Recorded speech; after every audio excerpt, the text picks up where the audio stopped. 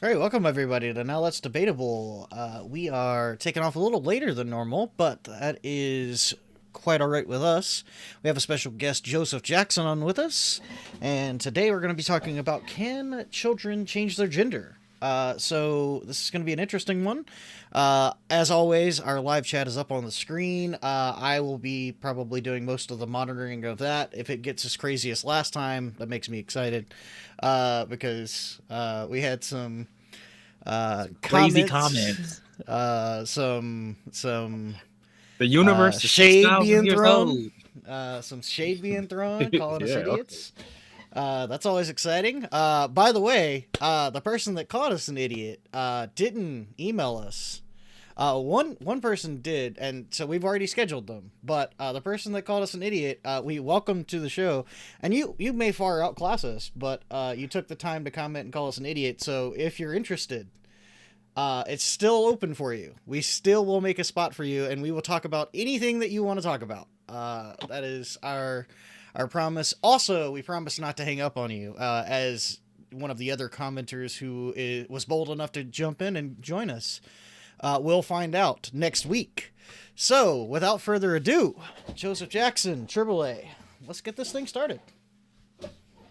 Sure.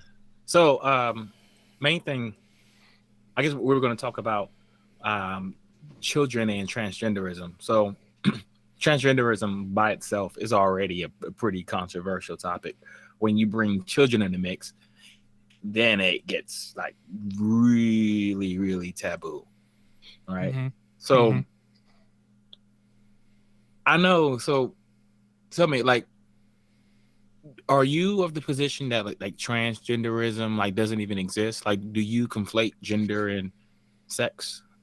I want to know that'll help me like gauge like where to start the conversation. Do you think they're the same thing? For sure. So you're saying like what I say that there's only male and female and then no in between? Is that kind of what you're asking? Well, no. Like, would you say like, for instance, like when I describe sex and then when I describe gender, Oh, I think you cut out. Yeah, you definitely cut out. did I freeze or did y'all freeze? Did I You cut out? froze. I I think, froze. Okay. yeah, I think both of us are okay. I can continue here on this side, but you froze. Okay. Yeah. So like when I say gender and sex, I'm referring to two very different things. Like when I talk about gender, I'm talking about a phenomena that happens in the brain. It's a matter of identity. When I talk about sex, I'm talking about something that's slightly more empirical. Well, I guess epistemically is more empirical. What happens in the brain is empirical as well. But what happens in the body is much more easy to define. For instance, when we talk about sex, we're talking about chromosomes, we're talking about gametes, we're talking about genitalia, right? Very easy to define sex. Gender is a little different. So what I was asking is, would you conflate those two? Do you think sex and gender are the same thing? Because we've had previous guests um, talk both talk about this, and both times they said they're the same thing. So I just want to know Yeah, your yeah. I thoughts. don't I yeah, I don't think I would separate the two. So Okay. like when you so yeah, so like when you say and I guess explain to me what you mean by gender. Yeah, so like gender is like a phenomenon that happens in the brain for from what we can tell is unique to Homo sapiens, but it's about your identity, the way you see yourself. Like for instance, like you see yourself as a man, right? Yeah. Okay, so that's because of your brain. It's not because of your penis. Like your penis didn't tell you that. Like your brain told you that. That's what you think with, right? And if I was to take your brain and put it in, let's say, a woman's body, in your wife's body, right? If I were to switch y'all's bodies, you would still feel like a man because of your brain. So that thing that feels like a man, that is your gender. Okay. I see what I think you're saying. Um Freeze. so oh no, I think I'm serious. Yeah. So that example that you just used, you would say that like my wife is a woman because of what's going on in her brain. That's her gender.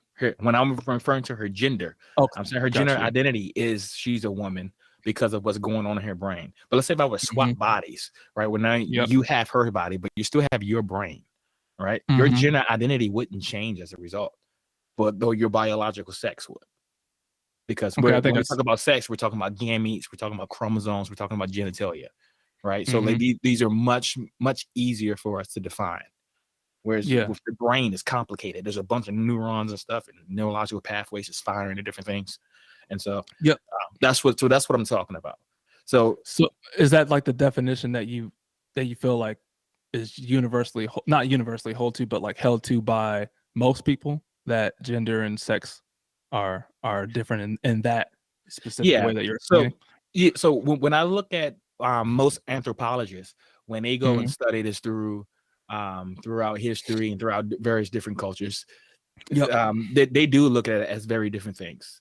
And because that's why oftentimes you'll have sometimes a half a dozen different genders in various different cultures, but still only two sexes. Yeah. So so you're saying like gender would be like socially constructed, you would say?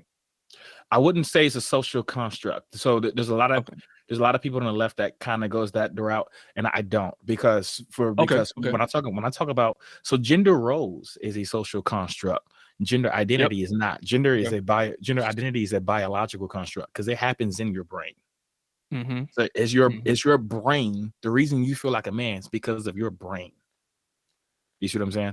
And so I'm saying is a biological construct. So it's not social. Just like the society couldn't make you feel like a woman any more than they could make you feel gay. You know what I'm saying? Right. So right. That's what I'm talking about. It is ingrained in your biology. So would you say that, I know you had mentioned the body parts, would you say that that has no bearing on if someone is a male or a woman? So when we the body parts, so like something like the genitalia and stuff. Yeah. So like me having a penis, you would say that is in no relation to me being a male. So are we talking about in the context of gender, or are we talking about in context of sex? Yeah, like in gender, you would say no. Totally irrelevant. Yeah, because it is just about your brain state. And so oh, go ahead. Sorry. I was going to say, and in some circumstances, you could have a penis and still be a biological female. And in some instances, like intersex. Yes, like it gets complicated. Like even biological sex isn't binary. It's bimodal. You could definitely argue that it's bimodal, but it's definitely not binary. So then that would leave the door open, you would say, for an endless amount of genders. No, so I wouldn't say it's endless. So or however many someone would come up with in their brain. Like, can I just like assign myself like what my identity is?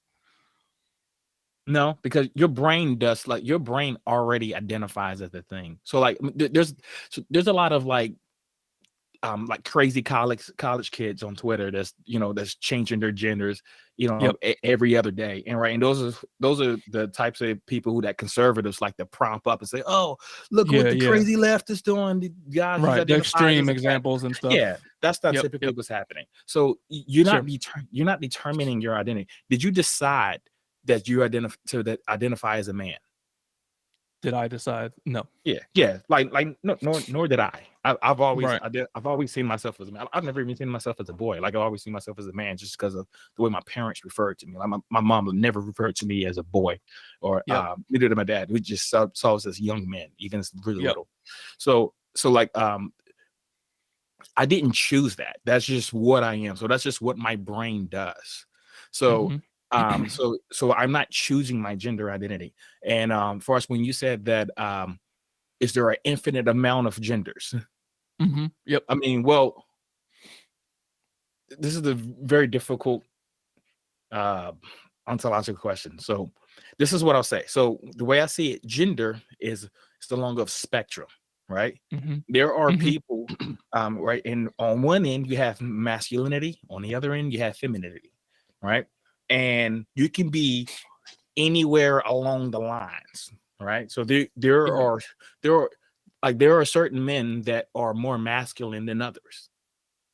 Mhm. So kind of Yep. like maybe one kid he likes video games, not much into like physical contact sports or anything like that. And then you got like your Arnold Schwarzenegger types, I'm Mhm. gonna kill people, stuff like that, like super Yeah. masculine, right? And so you have various degrees of masculinity, various degrees of femininity, and then you have like kind of like you guess you like your metrosexual types, like blur the lines.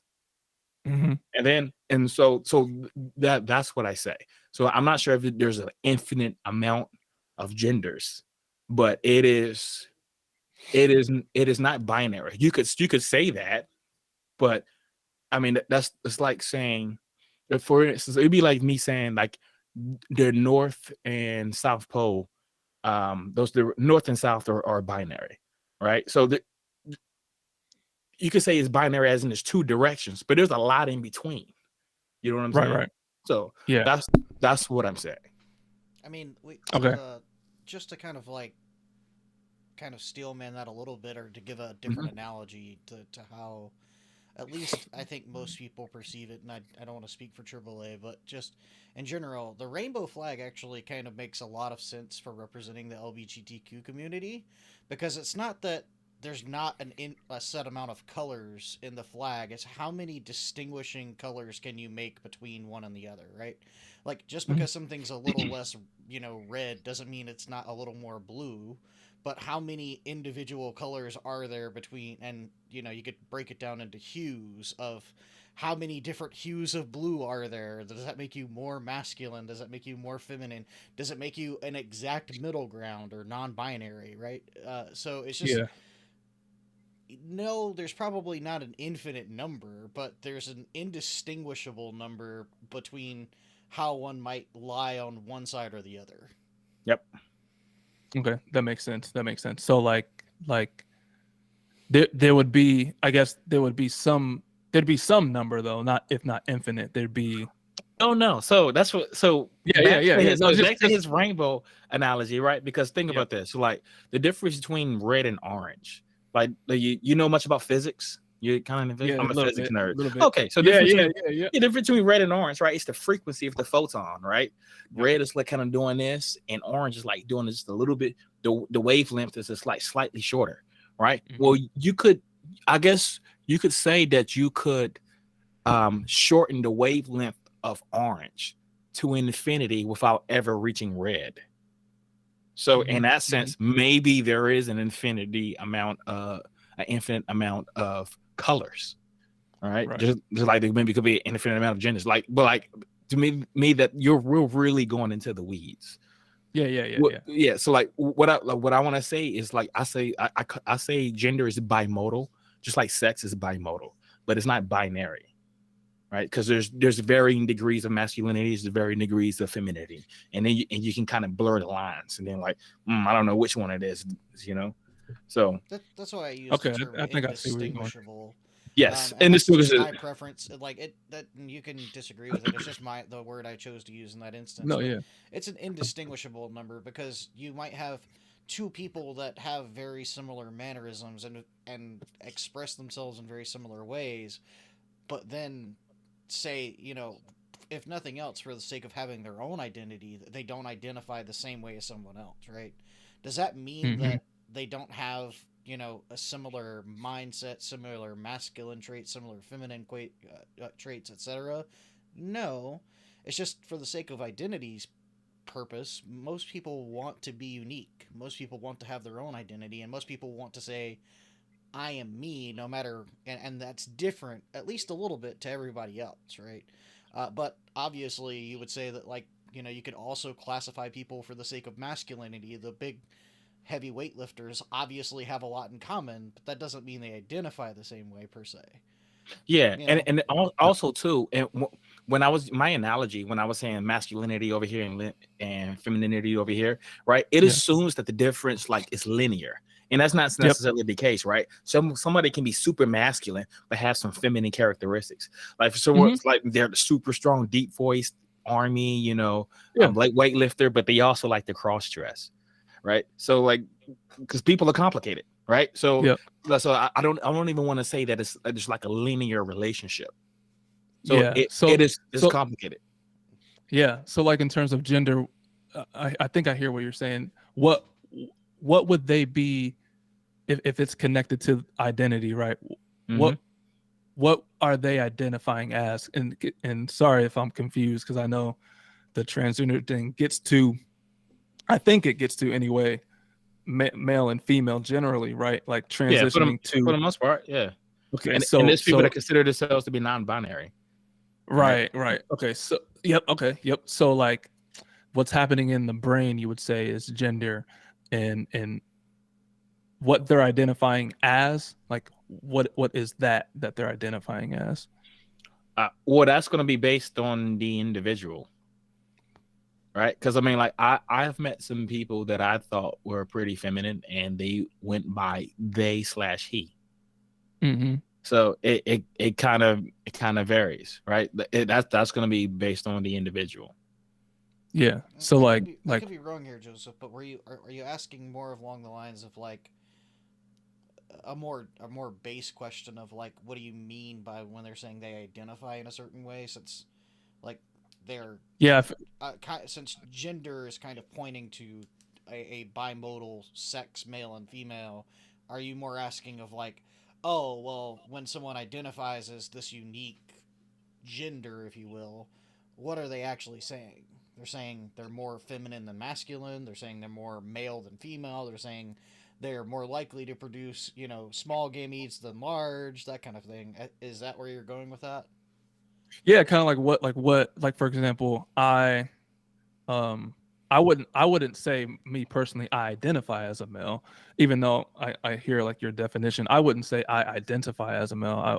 I would say I am male. Well, that's for Like them. That's what you're That is doing. identity, right? Yeah, yeah. yeah, but I You're a mean man. like right, but I wouldn't mean like, I wouldn't say that me I would say that me having genitalia is connected to me being like male, not Well, just apart so from my are, genitalia. are you talking about your sex or your gender? Because I might agree, Oh, depending. sorry. Yeah, sorry. So I mean, so I think the two bleed into each other. I don't see how they're completely separate. Yeah, I don't think In, they're completely separate either. Like, okay, so got you. yeah, that's why, like, because like, In terms of that, yeah, yeah, because 99% of the population, people's genders correlate with their biological sex. So like, there's yeah, definitely a relationship, but it doesn't always match. Yeah, typically, yeah. Okay, especially because like if you look at sex as gamete production, typically if you produce smaller gametes, you typically have more masculine traits, and part of that is because of the chemical that we all know as testosterone. Typically, the more hmm testosterone you have, the more masculine you kind of come across, if you will. You're more likely to be, bodybuilder, have more muscle tone, have bigger and stronger bones, that kind of thing, yep, because that's what testosterone physically does to your body. Like that's changes that it makes. And hmm most people that have a lot of testosterone typically identify as men, as male. That's not always the case, and that's not. I think the whole kind of purpose of the argument is for us to say that like that doesn't have to be the case, if you will. That just because you experience or have extra testosterone, that doesn't make you a man by any means, because Yep. there are Right. cases of biologically born females that have typical like more typical testosterone than some natural born males. So hmm it's not just a one thing that you're looking at. It's kind of a like when you say you wouldn't say I identify as male, you just say I am male. Like if you took out the word identify, you've said the same thing. You've just been a little more redundant by saying I identify. So I say I am male or I identify as male. I'm just being redundant.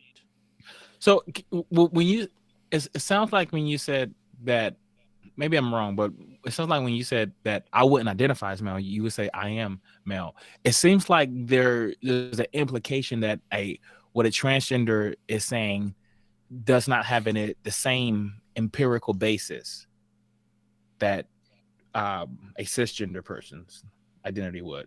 Like, because is my inference right? Say that one more time. Maybe So like, look, okay, so like when you said that I wouldn't say that I identify as a male, I would say that I am a male. So Yeah, yeah, I to would to, say I'm to me, male from birth. gotcha. So to me, are you in a way implying that when a trans man says that he's a man, like that doesn't have the same empirical basis as you saying you're a man? Yeah, so like a person who transitioned from Hmm. female to male, and they would say, "I'm a man." You're saying, or you're asking, "Am I Yeah, are you saying it saying?" doesn't have the Yep. same empirical basis? Okay, gotcha. Yeah, That's what yeah, I yeah, yeah, thought. yeah, yeah, yeah, yeah. Yep, Okay, yeah, so yes. because this might be the kind of confusion because um in every instance that I've never heard a trans man say that their biological sex is a man. When they say that they're a man, they're literally just referring to their gender. So, and when you say you're a man, you're referring to your biological sex. Yeah. So, Yeah. partly, yeah, yeah. In one way, yeah, yeah, yep. Okay. All right. So so it's not like what transgender person has some sort of like false perception of reality. A trans woman is not saying I believe I'm a biological woman. That's not what's going on. They accept the fact that they're a biological male. What they're referring to when they say I'm a woman, they're referring to their gender identity. That's why we get the word transgender, right? Not like trans sex, right? You can't change your sex, at least not yet. Maybe Yeah, 100 yeah. years or so we'll figure it out, but You, at least not are you yet. are you saying that most people who identify as trans would phrase it how you put it, like they don't believe that they are a a woman. They know that They they don't are believe a they're a man. biological. They're saying they're not saying that they're a biological woman. That their biological sex is woman. They're saying that their gender identity is a woman. That's what a trans woman is saying. That has been in every case that I've ever heard of. Mhm. If a trans woman is saying that she is biologically a woman as well, that would be an inaccurate statement because she wouldn't be trans anymore. She'd be a cis woman. Yeah. So So because we go ahead. literally look at the biological sex to determine whether or not you're trans or cis, right? Mhm. So I think I have two follow-up questions in terms of like the gender sure. thing. When you said it happens in the brain, Mhm. um, when? When does it Like happen in when? the brain? Yeah, so like like So I've been born and I'm a biological boy, mhm. male, and then what is my gender at that moment? so it happens at different like at various stages people develop gender identities at different ages because we have different developments like we don't develop at the same rate, right? Hmm. We don't like so and think about like physically, right? Some people start puberty at like 6 or 7 years old. Some people start puberty at like 17 or 18, right? So like I mean so we're not all the same. So sometimes people will develop gender identities at different points in life, right? But Hmm. like I've heard of cases, children as young as 5 um expressing some sort of form of gender dysphoria. Hmm. Hmm. So it can happen really young. I'll say that So typically, if it helps, that most cases that are studied typically start around the age of prepubescence. So right around the age of 10 for boys, around 8 or 9 for girls. Hmm. And it's at that point when you start getting these hormonal changes that kind of help direct what your physiological body is going to do. So, for biological men, typically they get broader shoulders, their voice deepens, that kind of thing. For biological women, typically their hips widen, they develop breasts, Yep. that kind of things. But and it's that, typically leading up to these physiological changes that gender kind of becomes an identity, if you will. Now, not always, like Triple A was saying, it's kind of depending on how quickly one develops and whatnot, and there's a lot of factors in that. But for most people that have these feelings, they're starting to develop them and then starting to be able to express them well by the age of puberty. Okay. So so and like the oh, go ahead, bro. Yep. well I was gonna say like what he said like a few sentences ago, like he was kind of leading up into like the topic that I really wanted to jump into. That's when we're talking about children, right? Yep. Because so think about this, like if you have gender dysphoria, right? Like prepubescent gender dysphoria, right? So like you're 5 or 6, right? And you're like, oh, you know, I'm starting to feel like a girl, right? So if once you start puberty, all the dysphoria that you were experiencing like just multiplies, right? Because think about like if you feel like you're a female, right? Now your voice is going to start deepening, right? You're like, whoa, that's weird. My shoulders are getting broad. Like, you're going to start developing all of these secondary sexual characteristics and you're going to have to look in the mirror and see that happening, right? And so this is going to be, it could be very traumatic for a person who already has gender dysphoria. And so, and that's what we're looking at trying to prevent.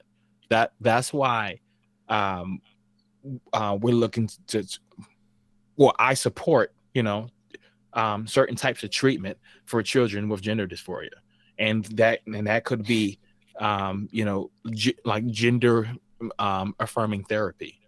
And not just like I'm talking about like counseling, all that type of stuff, but like stuff that would involve like sometimes hormone therapy that could help them. Yeah.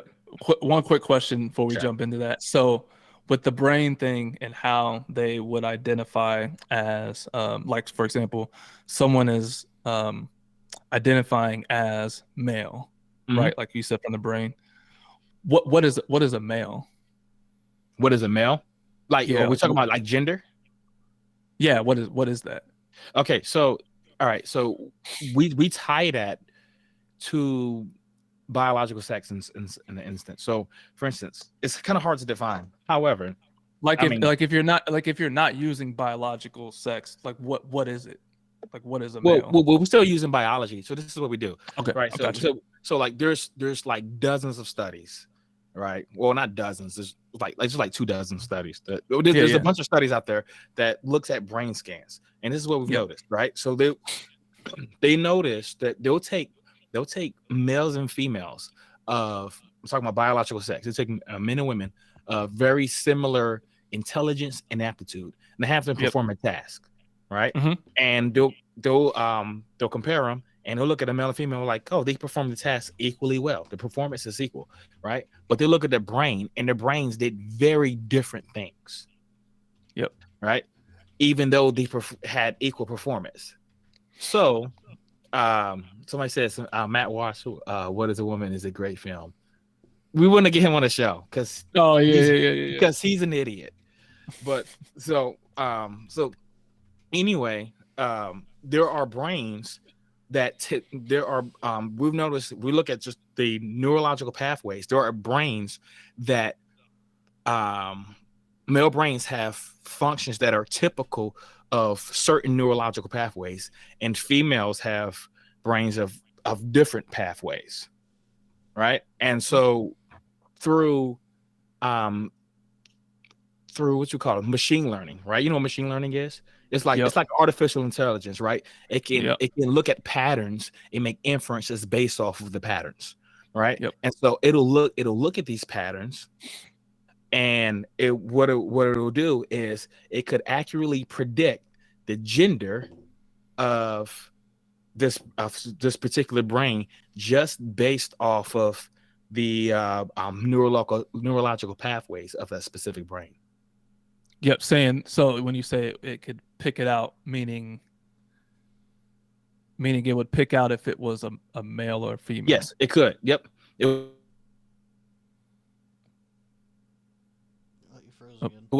look the way your brain operates. You're like, boom, that's a male. And so from there, you could walk into an office, right? You can walk into an office, not give it. Hey, Triple A, you're I don't know if it's your internet or what's going on, but you keep freezing. I kept freezing. I don't know if your internet's going on or what's up.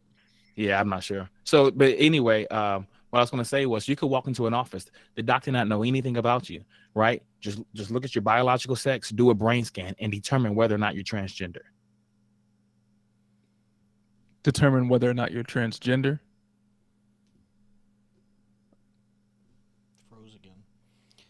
I froze again. Yep. You keep freezing Yeah. up. Hold on, man. I don't know what's going on. Okay. So what I was going to say was like, so you could walk into a doctor's office, not give any information to the doctor, and the doctor could be able to tell whether or not you're transgender just by scanning your brain and looking at your biological sex. So when we talk about gender identity, what is it like? What is a man, or what is a male gender? A male gender is, I guess, is a mind that exhibit properties typical of a male.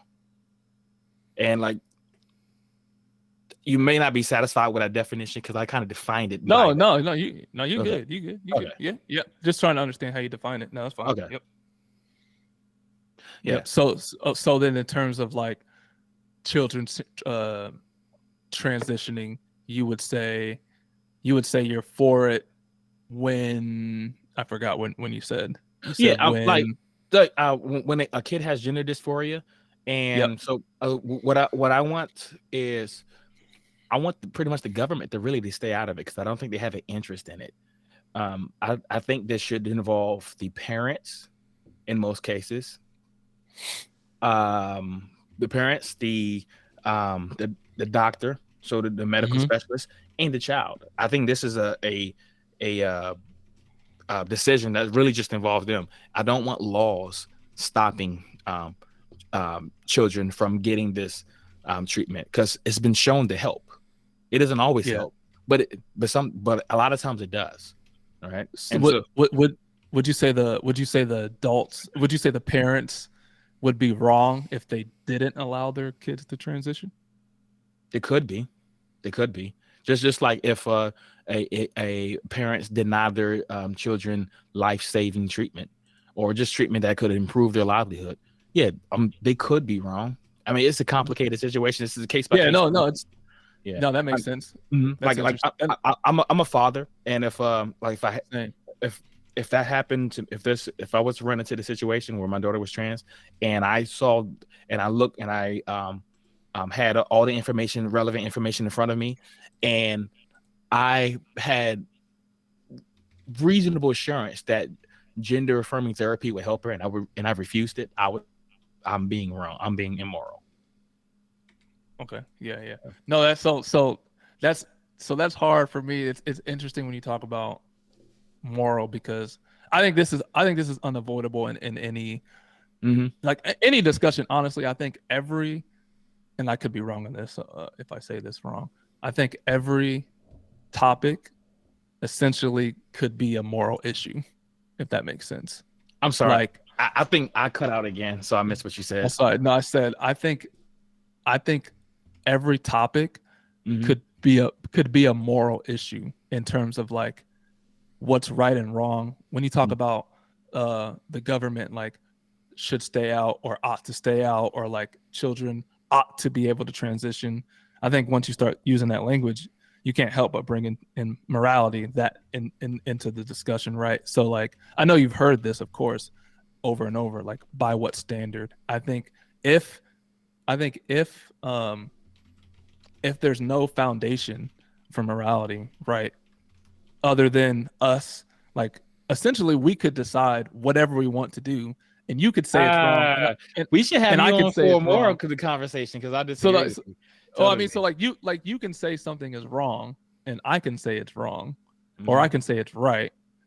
But if it's just me and you left in the universe, like it's just whoever says. It's not essentially. I would say like I'm sorry. So I would say like no, you're good. So I'd say like in terms of transitioning, I think a position would be either like I don't think you'd have an argument from a moral basis for yes or no. Like for them to transition or not. Okay, so you're gonna make me go into morality here. So like, cause like I think you can avoid it, and I think you can't avoid morality in like anything though. You know what I mean? Sure. I mean, yes, but does that make sense? It makes sense, but it seems like you for some reason you think morals are subjective. I don't think they are. I don't think they are, but I don't think they are. I think that, like, for example, I think you think God decides morals?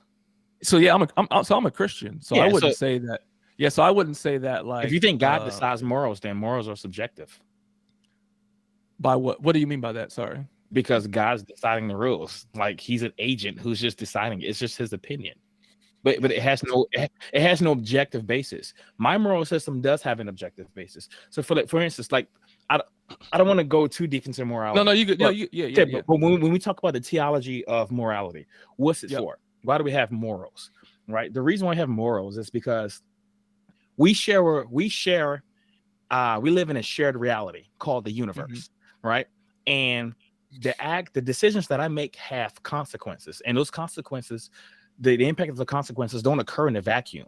They affect the world around me and the people in it, right? So there are decisions that I could make that could do irreparable damage to your livelihood, and you could do the same to me. There's decisions that I could make that could wind up ending your livelihood, killing you, right?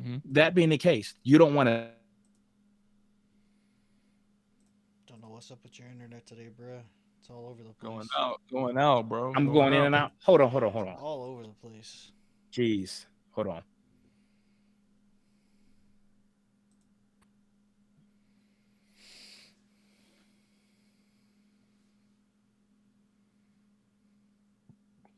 Hey, can you hear me now?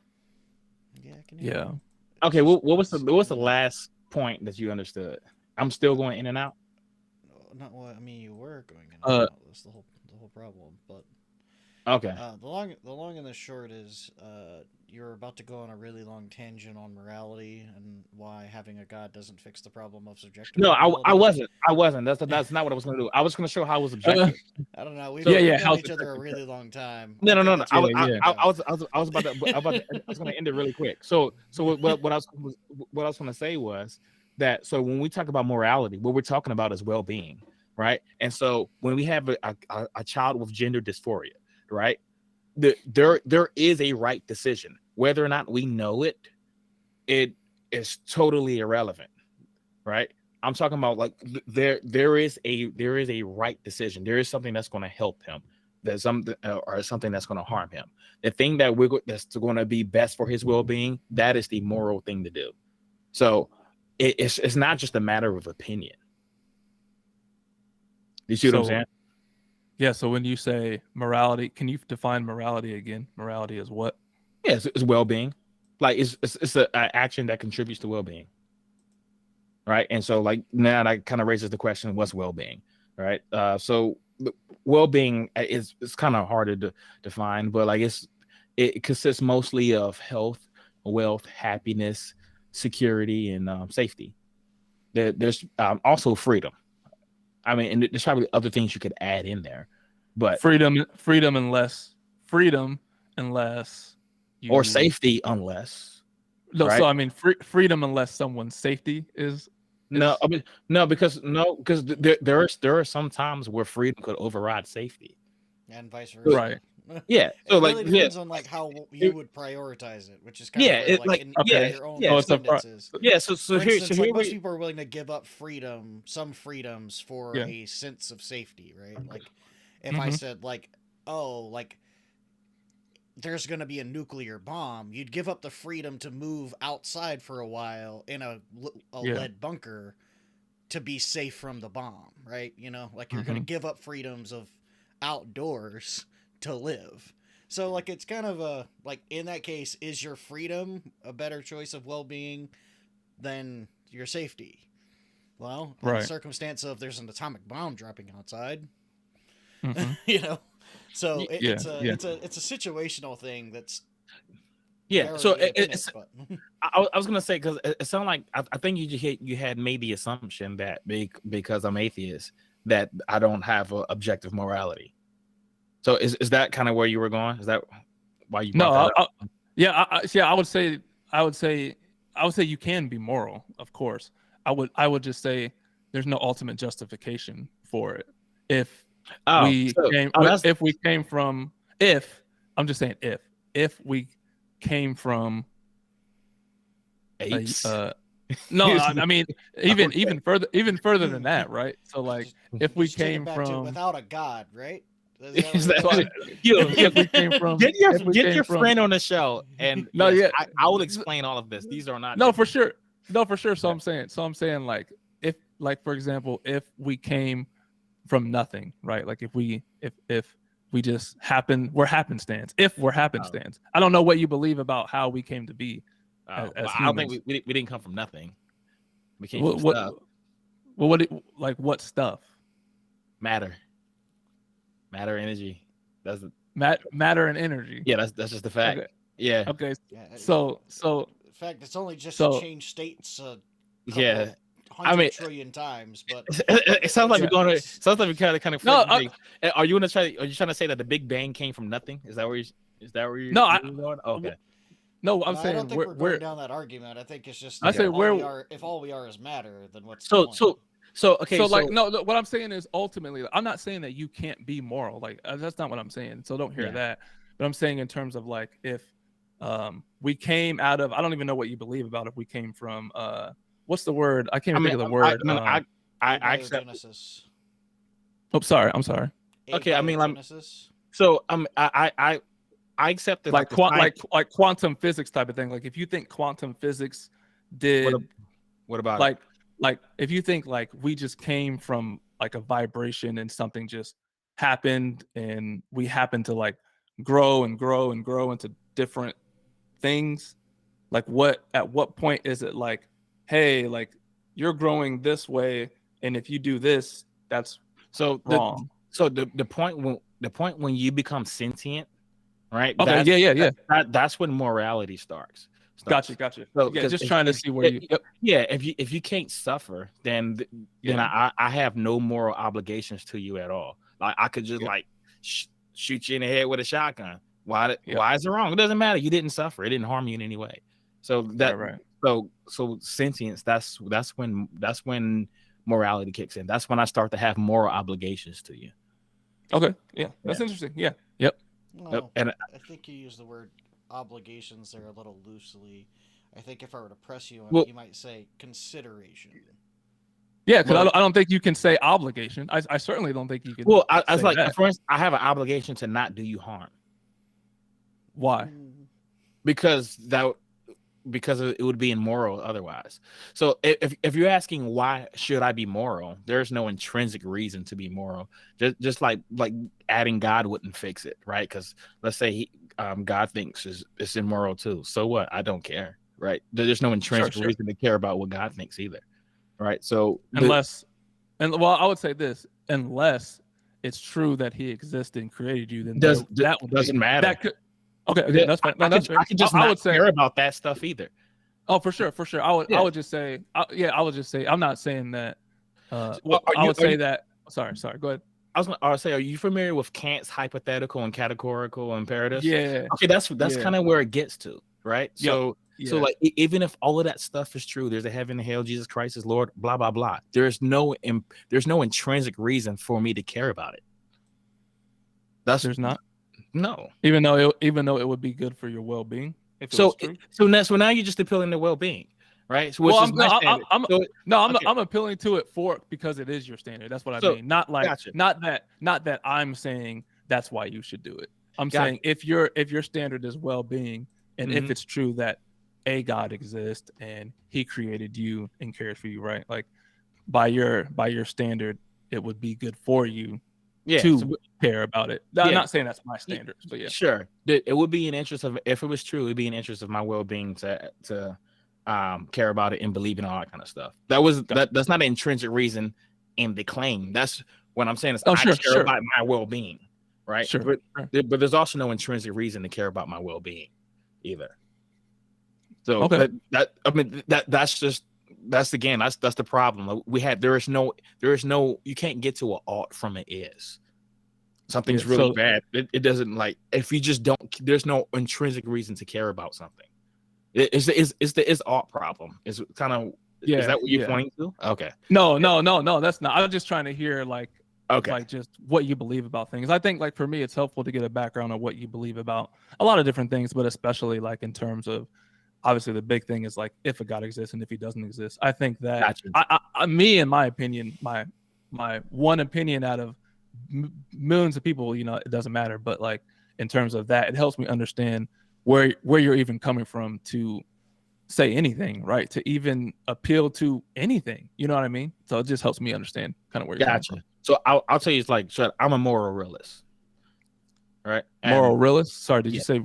Okay, gotcha. yeah, moral realist. Just like I mean, like the vast majority of philosophers are moral realists. They, it was like 97% of with PhD philosophers or something are atheists, and then like 85% of them are like moral realists. So like you, most of the people, like most of the experts in this, don't believe in God, believe in objective morality. Like it's not, Yeah. it's not. I'm not coming from some like really like weird point of view or anything like Yeah. that. But just from your perspective, when you said there is no intrinsic value in kind of what you were saying, how do you get to morality then if there's no intrinsic value even in what So you're because when we talk about morality, we're talking about well-being. If you care about your well-being, and people do, just I mean, Yeah. I've never seen anybody who doesn't care about their well-being, then there's your reason to care about morality. And Gotcha. to bring this back to when we talk about transitioning for minors, right? It So would be for their well-being, you're saying? yes. So Gotcha. if this helps them, it is objectively moral, and studies show that it does help them. So I'm not for to be clear, I'm not for giving a minor surgery. I don't Okay. want that. Yeah, I'm not for that. But only if it helps them. Well, the surgery in some cases probably would help them, but I don't think the risk are worth it. And until we get a better grip on diagnosing gender dysphoria and to what extent we have gender dysphoria, I think the surgery is I think the risk is too great. So there's just too many unknowns. That's why I'm not okay with that. So what I am for is the what you call it, hormone blockers, allowing people to go on hormone blockers, delaying puberty, pretty much. That's actually going to make the transition process later later on. That's going to happen later on. It's going to make it much easier for them. So I'm for that. But So you're saying whatever is going to benefit them, their well-being, into helping them live a more happy, prosperous life, and pretty much until they till they die. You're saying? well, I mean, just for any reason. Like, I guess you want to help. Sorry, basically you're trying to help them because it's good for their well-being in terms of them existing and living on in a capacity, is what you're saying? Yeah, I mean, I would like to help everybody. So yeah, so like that's good for them, and it's also good for me. I don't like the fact that that transgenders are committing suicide rates at like much higher rates than everybody else. So this helps. What's even more important is education on transgenderism, right? Because there a lot of people they point to these statistics about how transgenders are committing suicide at these really high rates, and they're trying to link that to some sort of mental illness, and trying to say transgenderism is a mental illness and it leads to suicide, and all that kind of stuff. And that's not really true. So because there's several more studies backing this up, and I could send this to you, but it shows that when transgender teenagers have the support of their family, especially their parents, which is most important, that suicide rate drops down to a level pretty similar that we see with cisgender children. Yeah.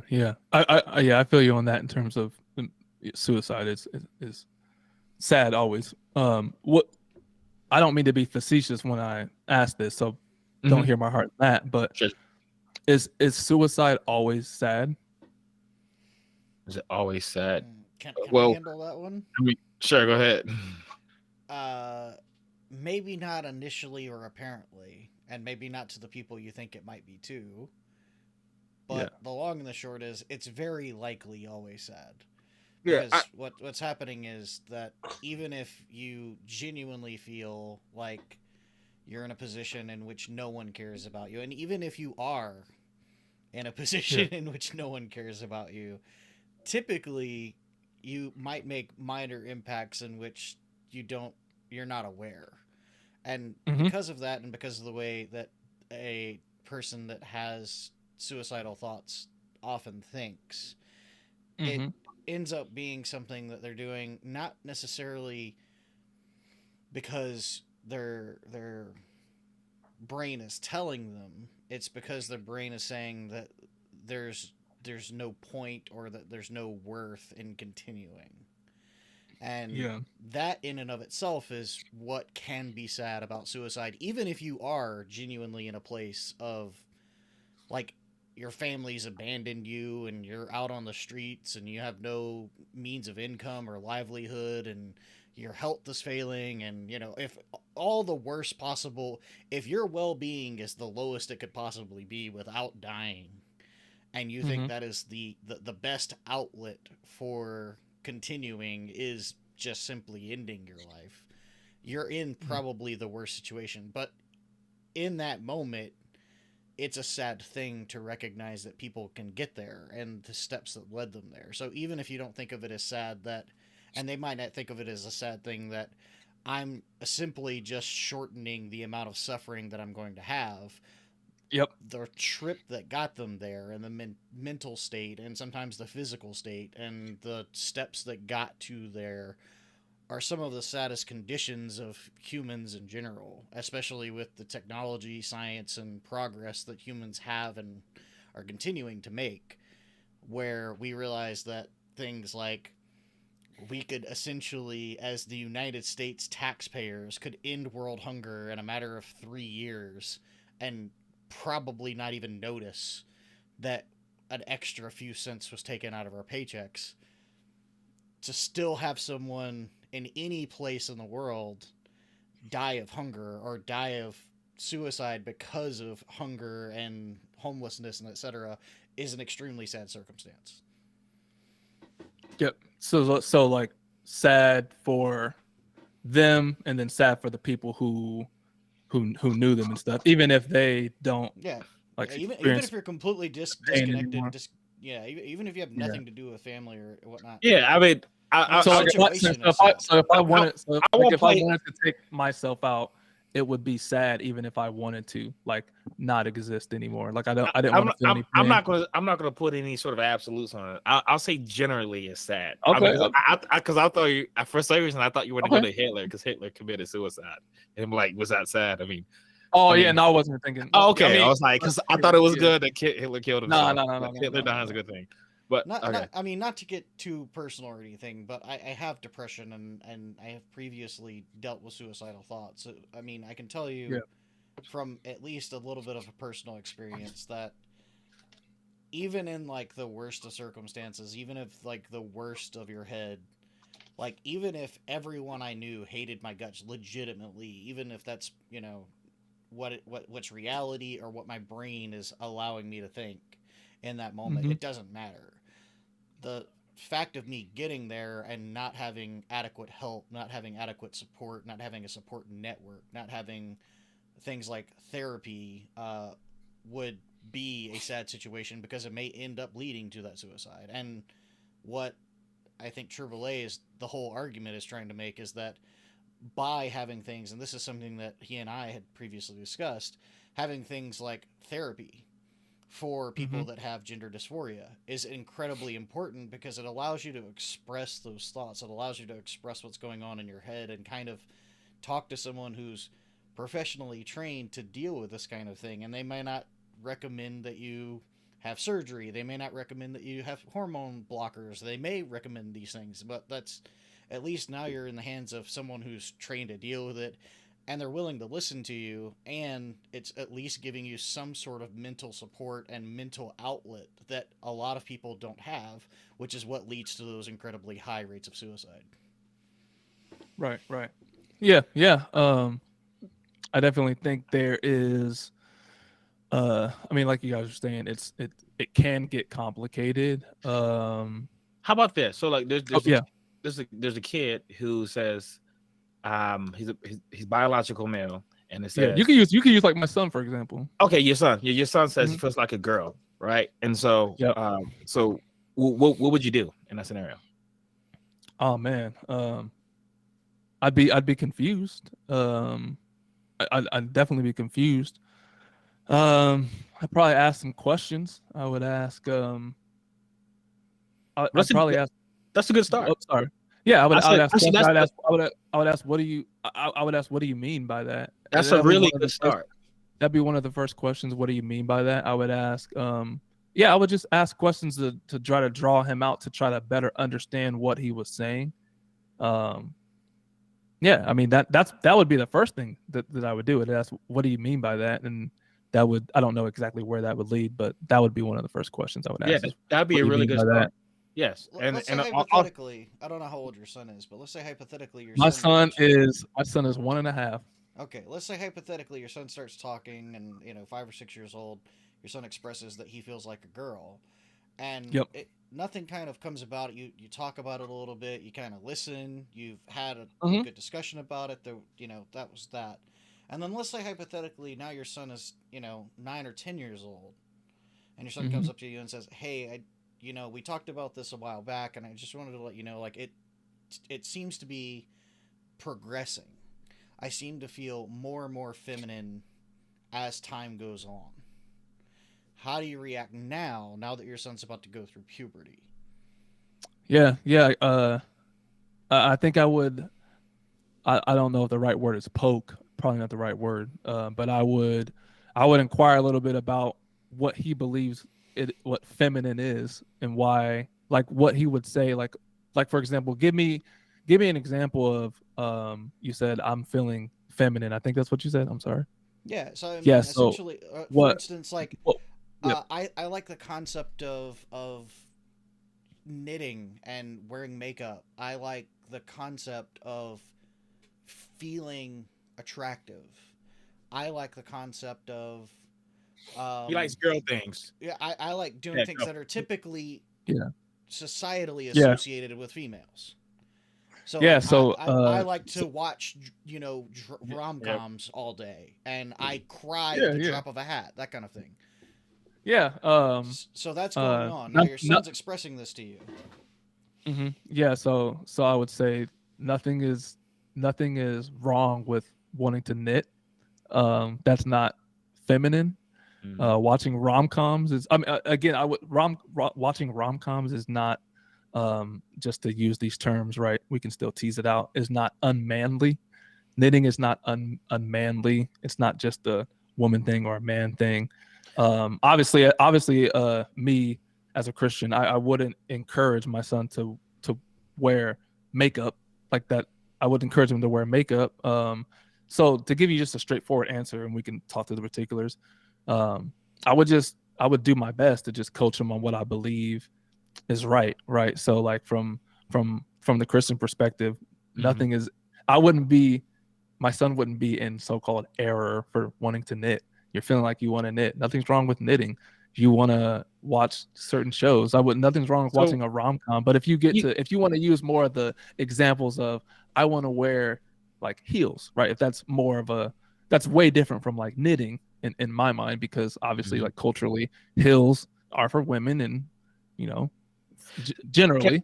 can so I here's the problem Yeah. with asking like you always start with just talking to the kid and asking what they mean by when you say you're trans or you say you feel like a woman or a girl, like what does that Yeah. mean? There's always the possibility, especially when we're dealing with young children or even adolescent, they may not have the ability to articulate what they mean, but that feeling is still there. So Sure. Sure. if you go down a route of maybe just affirming your own beliefs, it's it may Wrong. work, yeah, but a lot of times Is it wrong? it's just gonna backfire. Is it immoral? Yeah. Well, so When I say wrong, you're I always mean moral. I don't. When I okay, say cool. wrong, So I mean yeah, moral. sure, like you may have moral intent, right? But the act would probably be causing harm because If generally it's causing harm, it's wrong. You would say. not that what I did. If I'm like kind of asserting what I believe on my Mhm. children, which all parents do, they assert Yeah. what they So, believe. Right? well, okay. Well, really quick to the morality thing, and we get back to the Yeah, yeah, transcendence thing. yeah, So, yeah. like, I differentiate acts and intent, right? Gotcha. Yeah. So that's something you could have a moral intent, but the consequences was the act of the act be immoral. So I'll separate them. So like you could have moral intent. Obviously, you're just trying to help your child, but what you're doing is not helping the child. Like Gotcha. yeah, preaching at them or not that you were preaching at them, but just I open up Genesis on them. No, yeah, but like, what I'm saying is, telling the kid, oh, there's nothing wrong with knitting, but you're still a boy and all that type of stuff. It doesn't work. Like, so they've had clinics all over the place where they tried to turn people untrained. So, I mean, you're probably familiar with the gay camps they were having, right? They were probably trying people like on gay. That was prior to the trans things. They don't work. Right. They never work. Like, even when people say they work, they end up reverting back to that. What you need to do is like honestly, like seek would be to seek professional help. And so here's the thing. So I see what you mean with that. Yeah, and despite there's always a risk because we talk about whether or not since they're a child, there's always the possibility that they could change their mind, right? Yeah. Stuff like that happens. And so, like, matter of fact, 99% of the cases where we see with adolescents with gender dysphoria, it tends to go away 99% of the time. Yeah. But get this. So the experts who are studying this stuff, they're really good at diagnosing when it's just temporary and when it's permanent. And that is, and the proof of that is in the low the really high satisfactory rate of transitioning. When people transition, I was the most accurate numbers that I could find as far as people detransitioning after transitioning. I couldn't find any percent higher than 1. I couldn't find anything over 1%. The vast majority of people, once they transition, they like it and they stay that way, and it helps their livelihood. So they're really good at just filtering out. So this isn't just some sort of feeling in their head, right? This has an empirical basis. Saying that transgenderism is like just a feeling in your head is tantamount to saying that a heart attack is a feeling in your chest, right? So the feeling is one way that it manifests, but there is an observable, demonstrable, measurable phenomenon that is happening in your body. It is real. It is. So like someone who transitioned and then I don't even know what the right term is. Detransition. Yeah. And they're claiming that it wasn't good for their well-being. So it was wrong for them, but just not for the other person who would benefited. No. Like it was. No. So So like if my son transitioned and you're saying like, hey, it's morally good and you ought to help them with it. Basically, is what you're saying. Yes, if it's going to help them, it's good. They could also detransition later, and then they can realize it's not good.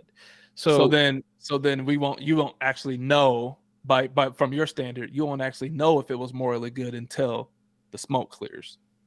No, not necessarily. So here's the thing. So like we're not omniscient, and we can't always predict the consequences of our actions. Sure, absolutely. And when we discuss morality, like we can only talk about epistemology. That's it. Yeah, right. Sure. So there is the ontology, and it is objective. But when we talk about it, we're only talking about the epistemology. So so determining whether or not it's immoral, that's just epistemic, right? Mm-hmm. But it either is or is not moral. That's just that is a fact. No matter the results, you're saying no matter the results. Well, the results is what's going to make the act moral. So, like, for instance, if I slap you in the head with a brick, the results is what makes it immoral. It's immoral. So that's what's going to harm you.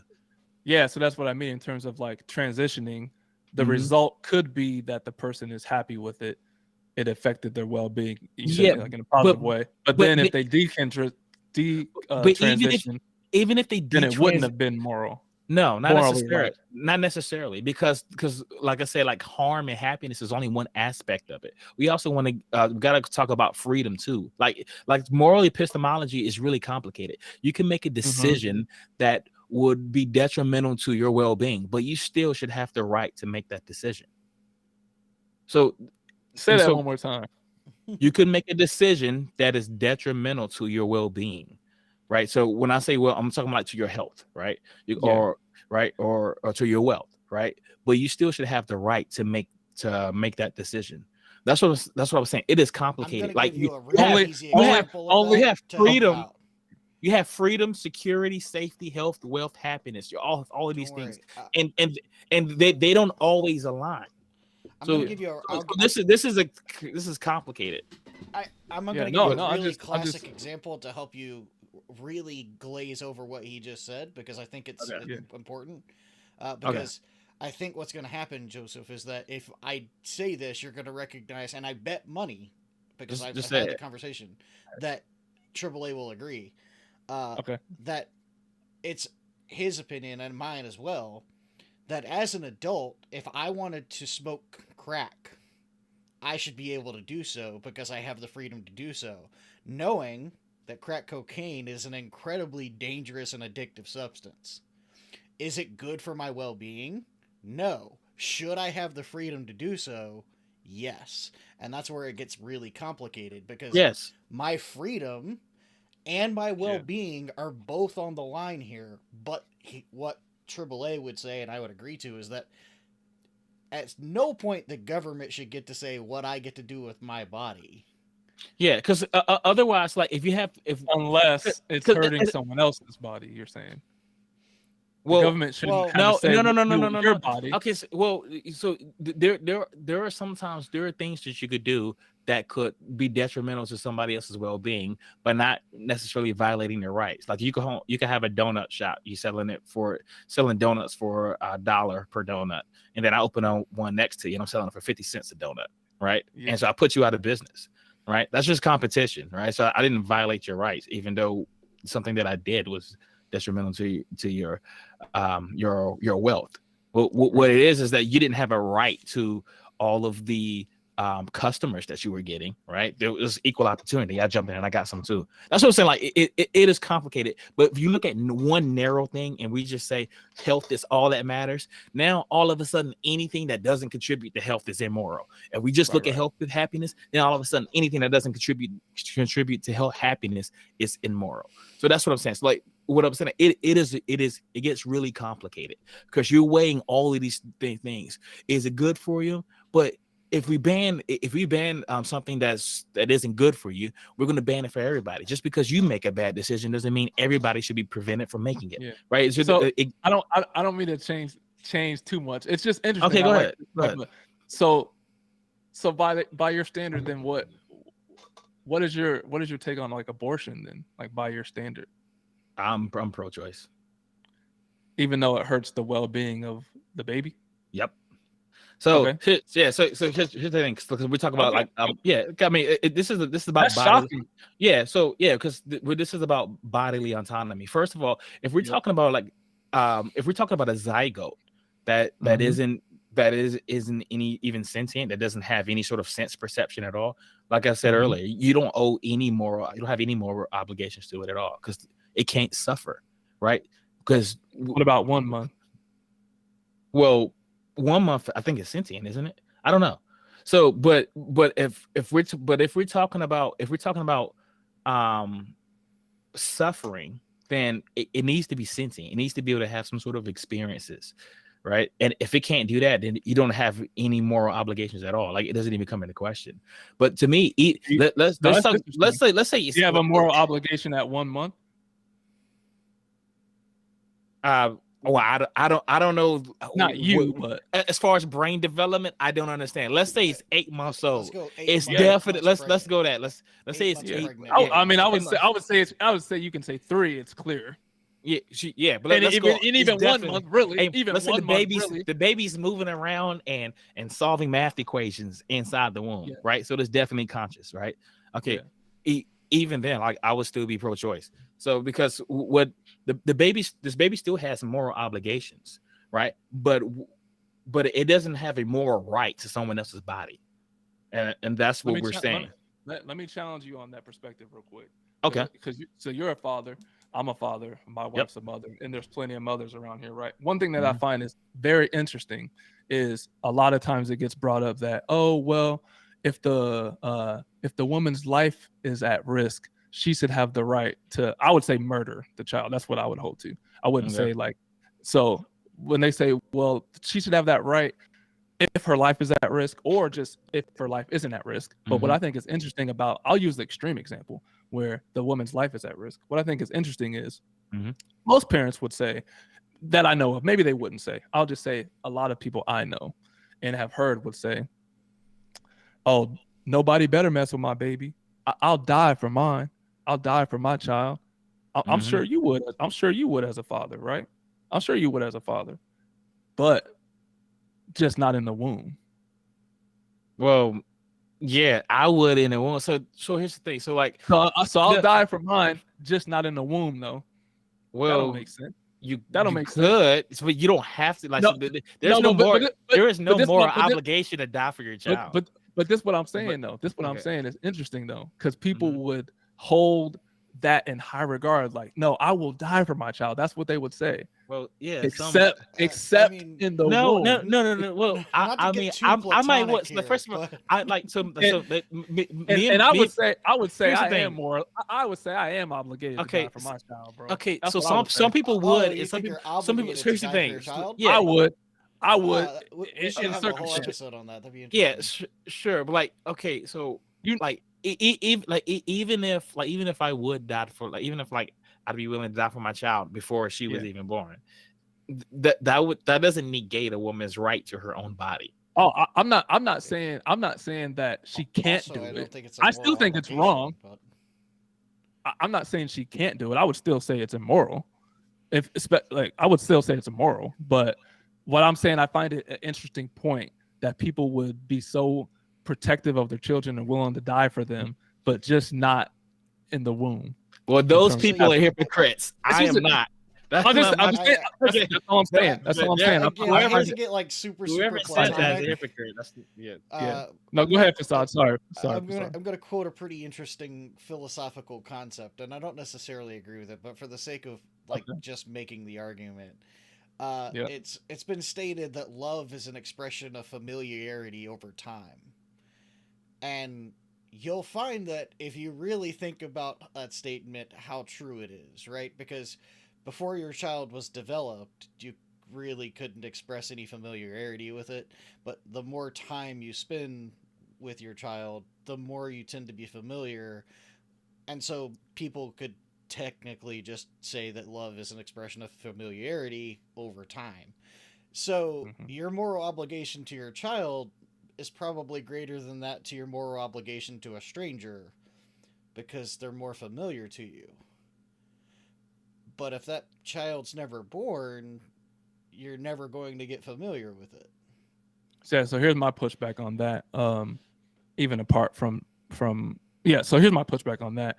So my child now is a 1.5-year-old, obviously, like you said, familiar with him, have seen him, have seen his smiles, his laughs, his giggles, his walking, his talking, right? All those are things that I got to experience, right? I don't experience that without him being in the womb and being developed and then being born, right? So from just how I feel about it, he was and is just as precious in the womb as he is now. Do you hold that same feeling about your sperm cells? Yeah, I mean, in terms of I find it.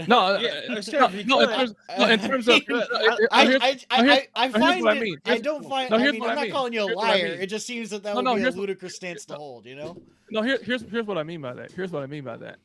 That has to happen for my son to be born. Like that has to happen. I have to have sex with my wife for that to happen. So it's very precious what is happening, period. And transitioning from, okay, you had sex with your wife and now you found out she's pregnant, right?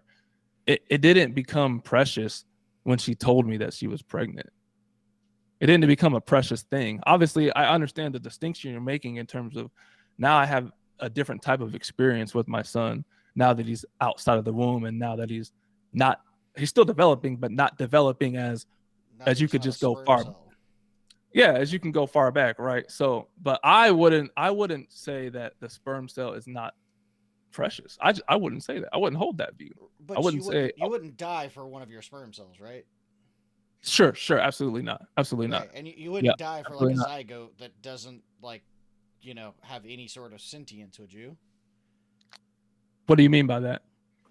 It might. Zygote. So would you die for a zygote that has no form of sentience? So when your son was 1 hour old, I'm talking about like conception, like the hour after tail has fallen off the sperm with the egg. As it enters the egg wall, the tail has fallen off the sperm. Mm-hmm. Now it is the full DNA of what will eventually become your son. Will you die for that? Yeah, give me a scenario where I would have to die for it. I'm gonna blow your wife's head off if you don't. Well, now you're gonna kill his wife. No, that's the best scenario. Okay, so that's gonna punch your wife. Abortion is let's just say no. Abortion is a real scenario. Okay, so how about this? You can't.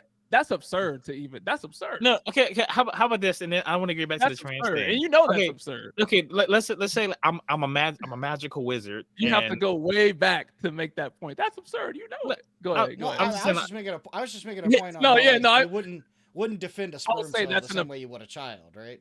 Sure, I would say that's an absurd point. So like to my your point moral of abortion. Your moral obligation, like kind of where does it begin? Yeah. But like I think we should kind of get back to the whole transitioning thing. But like my whole point was like at some point, like at all points in time, your son was just a makeup of matter, and at some point you decided your life was worth giving up. I say still a makeup of matter. Huh? I say he's still a makeup of matter. I know, that's what I'm saying. Like it was at all points in time that were makeup of matter, but at some point you decided that your life was worth giving up for his, right? So it just like to me it kind of seems like an arbitrary point, but anyway, I would say that I think there's a clear distinction of when that would even be an actual possibility. I don't think okay, well, this is the last word on that. I'm sorry. Okay, so would you be opposed to like gender affirming treatment of any kind, whether it's therapy, whether it's or hormone therapy or anything like that, counseling? Like, if a child says a biological boy says he feels like a girl, would you be opposed to any sort of gender affirming treatment? Gender affirming treatment meaning affirm them in whatever they believe. Yes, affirm them in their. I wouldn't say affirm them. I wouldn't say affirm. Like I wouldn't say I would affirm my son in female. I wouldn't affirm my son in female. Okay, well, let's take your son out of it. Like, would you be opposed to a child receiving gender affirming treatment? I would. Okay, why? I would have to be consistent with my worldview in that I believe that God made us male and female, and getting to like the I know you mentioned but God makes mistakes though, right? What do you mean? So not everybody falls into even just according to biological sex. Like not everybody falls into that category, right? You can have like sexually ambiguous an abnormal sex function type of thing. You're saying? Yeah, so that's a whoopsie on God's point. So I wouldn't say it's a whoopsie on God's point. I see how you get there. Well, he did it on purpose. So I would say that again, just to be consistent with my worldview, I would say that certain things that are abnormal or things that I would say there's an effects of sin is what I would say. Not that God made a mistake. I would never phrase it like that. As a Christian, I would never phrase it like that. But I understand from your perspective what you mean by that, though.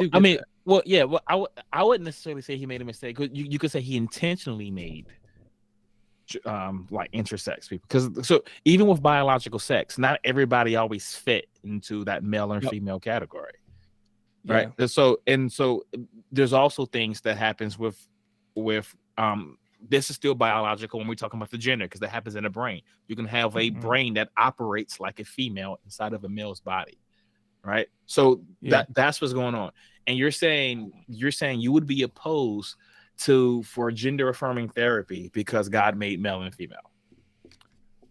I mean, more than just that, I would say that the right thing to do from my worldview, from the Christian perspective, is to best follow what you believe God would say to do, and how He has revealed things in Scripture, just to be consistent with my worldview. I wouldn't say that we should do. So give me something specific. Like a boy says he's a girl. He thinks he identifies as a girl, right? Yeah, I would say that. I would say that like, yes, I would say like we all would have, we all can have desires and I don't know the right word, desires or affections that I would that to be consistent would not be in line with who we were created to be, is what I would say to be consistent, and trying to wrestle and work through those things. So like, for example, there was a guy who I used to go to church with, who he was attracted to same sex, right? Yeah. Again, yeah. So I'm not like, so I would, to be consistent, my position would be working through him with that. I don't believe that it's an affection that that you would ought to have in terms of being a Christian. That's what I would say. Does that make sense? So not, I mean, it does make sense. And obviously, but again, okay, from your worldview, you're free to do whatever you want, and from your worldview, I'm free to do whatever I want. No, neither one of us are free to do whatever we want. Like, what do you mean? I can't just kill you. Yeah, you can. Why can't I do that? Because you can if you want. What do you mean? Murder happens all the time. No. But it would be especially in the womb. Okay, no. Okay, well then, according to your worldview, I can do that too, because I can just go around killing people. You can, but that's what I'm saying. So yeah, it would be wrong under my worldview as well. Why? Because it violates well-being. It would literally detrimental to well-being. Killing you. That is the opposite of well-being. Yes, killing you is not good for you. That's why. Right. So when we talk about morality, that's what we're talking about. We're talking about well-being. That is objective. So for me, for me, when I look at your worldview, it seems like to me you can do whatever you want, because God has a set of rules. Then He goes around telling His people to break the rules. Like, so he says like, thou shalt not murder, right? But then He goes around telling His people to do things that I would consider to be murder. Right. So like, to me, that seems like He can do whatever He wants. You know, like God. You mean like God? God can, he can tell. God can tell people to do whatever. Yeah, He can tell people. Or I mean, yeah. So like God being. Wants. So yes. Yeah. He absolutely. He absolutely. Yes. He absolutely can. He absolutely can do it. That is not objective of life. That is not objective morality at all. That is definitely that is very subjective morality. It's subjective to God's whims. What's the definition of objective? Mind independent. That's the definition of objective? Yes. Yeah. So yes. So in philosophy, when they're talking about objective morality, they mean something that is not based on opinion. So for instance, let's say, okay, if there's a highway and we want an objective speed limit, right? Mm-hmm. If I say it's 45 miles per hour, it is objectively 45 miles per hour. So you have to, so when you drive a car, right, you can just look at the sign. I can look at the sign, and we can, without communicating with each other, we can go the exact same speed, because there is an objective standard that we're going to. If the sign says something like drive at a safe speed, then it would be subjective, right? Because it's based on our opinion. Because I might have a different view of safety than you do. Yeah, and you would say God is just exercising His opinion, is what you would say. Yeah, that's definitely what it is. It is definitely the difference by what is that, at least my opinion is that the difference in me having an opinion and your God having an opinion is that if your God is real, He just has a lot more power than I do. Yeah, He's a powerful God with an opinion. Yeah. Right. Just like if I had a machine gun right now, that wouldn't make my opinion any more relevant. I'd be No. more physically powerful. Sure, I could have. I could. So Yeah, I how do mean, you like- define opinion when you say that if I take a stance on something. Yes. That's pretty so much. would it be a would Yeah, because objective. objective opinion does not come into play at all. yeah, so like would this be a fair definition for an opinion? I'm just reading straight off the internet where it says a view or judgment formed about something, comma, not necessarily based on fact or knowledge. You would affirm that as a true statement? Generally, I mean, I don't see So you would I don't see any problems with it yet. so you would say that God has a view or judgment formed about something, i.e. the world, how we ought to live, things like that, right? Not necessarily based on fact or knowledge is what you would say God is doing when you It say doesn't have to be. Well, opinion. yeah, not necessarily, but it could be. It could be. But Like just even like for instance, like in your stance, AAA, like Yep. yours is based on well-being. So like we know objectively that if I took a brick and slammed it against someone else's head, there will be negative Mhm. consequences. And if our goal or our object is to have well-being, by slamming a brick against someone else's head, we've gone against that object, that pathway. What we've done is we've said, like, okay, we know that bricks meeting with people's heads is bad for them. Scientifically, Yep. we've proven it. You know it. Like, it's general fact. And if we say the goal of us living is to not cause direct brain damage to someone else, slamming their head with a brick is definitely detrimental to their well-being. Whereas if I'm God, I can say the same argument. It's just that God's not necessary to make the argument. Yeah, I was gonna say like omniscience has nothing to do with it. So is that where you were going to? Like not necessarily based on knowledge or facts. Is that? Yeah, just trying to understand how Yeah. how you're meaning that. Yeah. God yeah, is I just mean, exercising opinions. Omniscience goes into. So you would say that it goes he into is, epistemology. It doesn't define things. right. I So you thought would he say was go- I that thought you were would say going more that the way of the. Sorry, go ahead. no, you're good. So you would say that there is no objective truth. There's just subjective truth of any No. kind. Even if No. There's definitely like, objective true reality. Reality is objectively true. It is. Well, I'm Right. not saying reality is true, but reality is reality. So like that is. Sorry, I'm sorry. I didn't mean to say objective truth in terms of like morality. I'm sorry. I meant like, sorry. It means in terms Anything. of reality, like objective morality. That's what I meant, not just truth that like there is a reality, right? But I mean, you're saying in terms Yeah, of morality I mean- from the Christian Well, world. so here's the thing. So all subjective. when we talk about morality, that's what we are talking about well-being. That's why whenever someone says something, not just well-being, but also like freedom and things like that. Not well-being, just, like, well-being encompass encompassed in all of those well-being, things. yeah. It so encompass- well-being, you would see well-being as the umbrella term. Yes, because when I say Yeah, well-being, so I'm talking about freedom, talking about safety, security, health, wealth, happiness, and Umbrella, there could gotcha. be So, there could be other things that could go in there as well. But that is generally what I'm talking about, and that's what anybody's talking about. Like when they say that, because when you say something's immoral, if you ask me to justify the fact that if I say A is immoral and you look for a justification for A being immoral, what you're going to want from me is an argument demonstrating some sort of harm to someone. Mhm. If I can't show that it doesn't harm anyone in any way, you're going to be like, then why are you saying it's immoral? Well, I then thought I heard you use this example before about if someone steals from someone that maybe it wasn't you. I've watched a lot of different things. If they take something from someone and they needed it, right, to like maybe feed their child, so they stole milk, but the other person already has enough of it, you would say that's not immoral to steal. No, that's in immoral. that instance. That's immoral.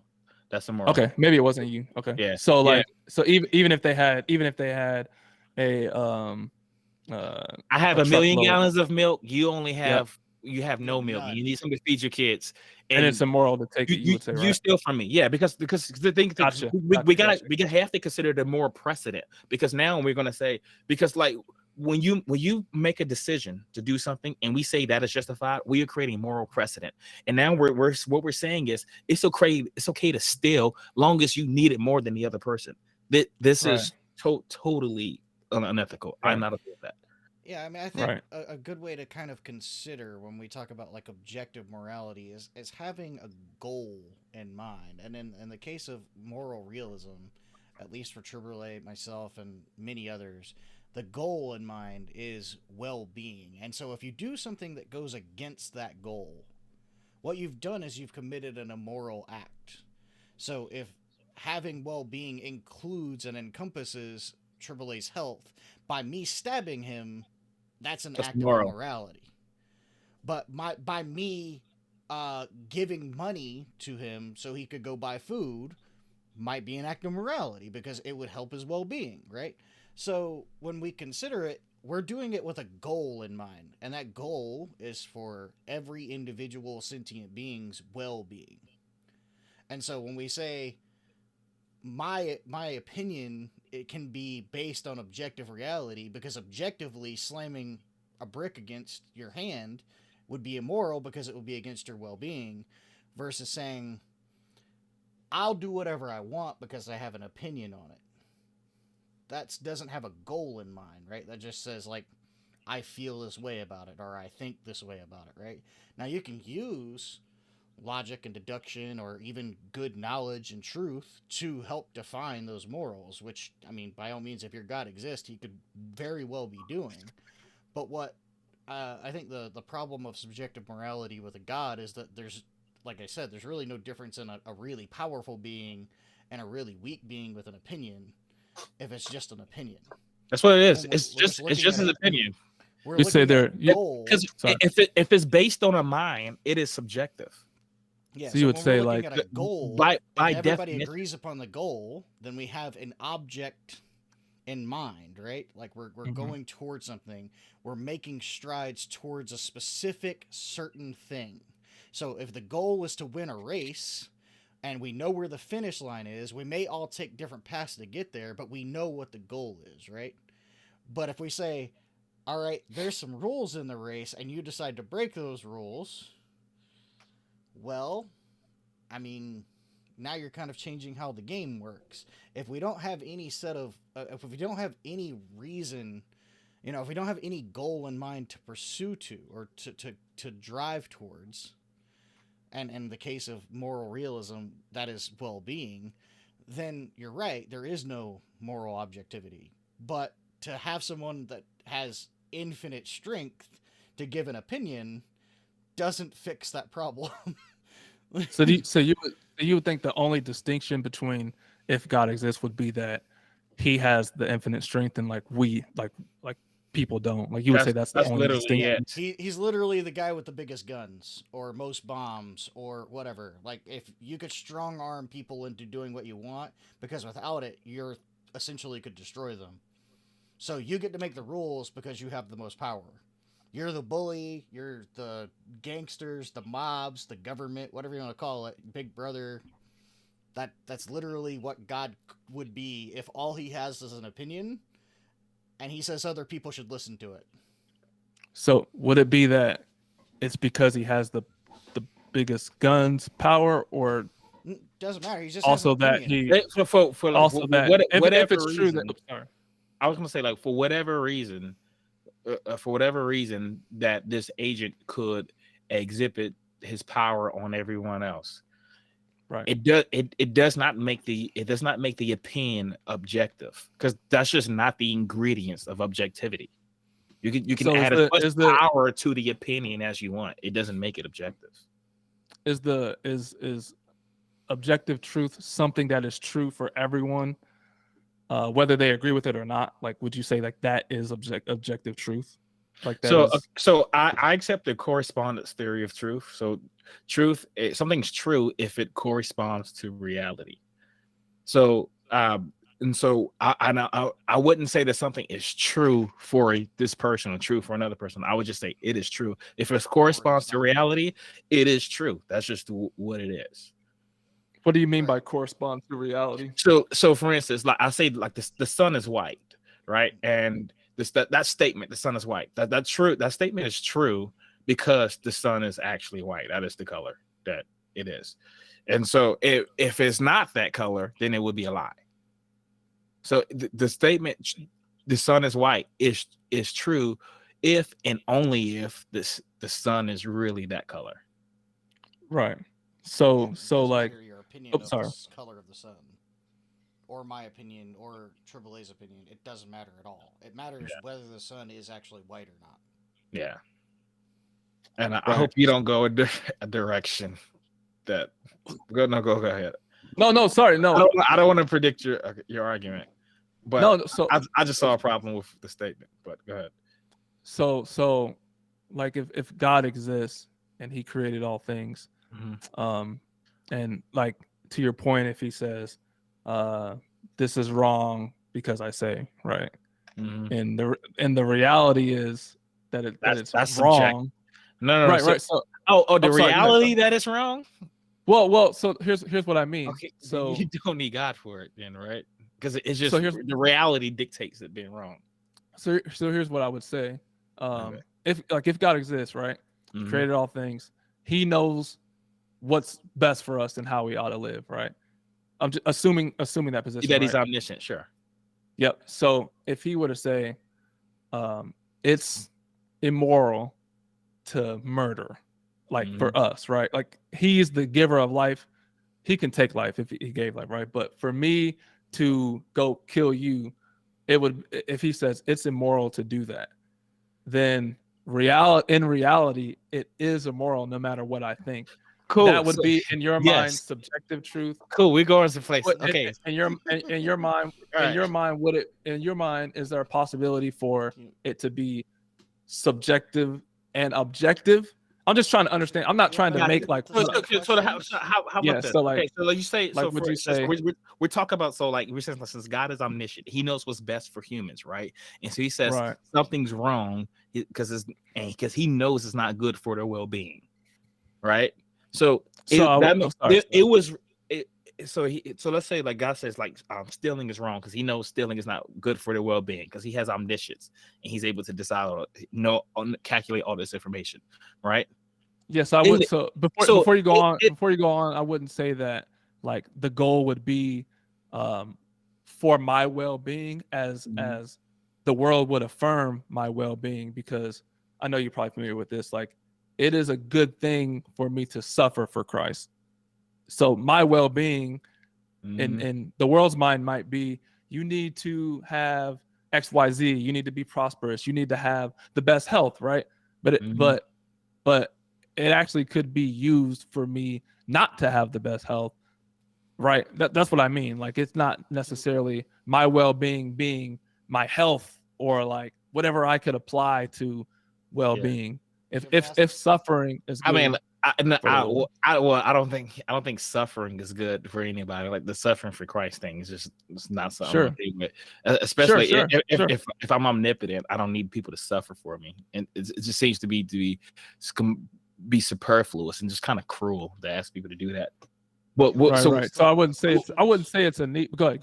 Sorry. Go ahead. Well, what else want to say? So but okay. So you were saying, so like God outlaws A, right? Because he's omniscient, he knows that A is bad for the world, right? Yeah. So like he's the standard. He's perfect, right?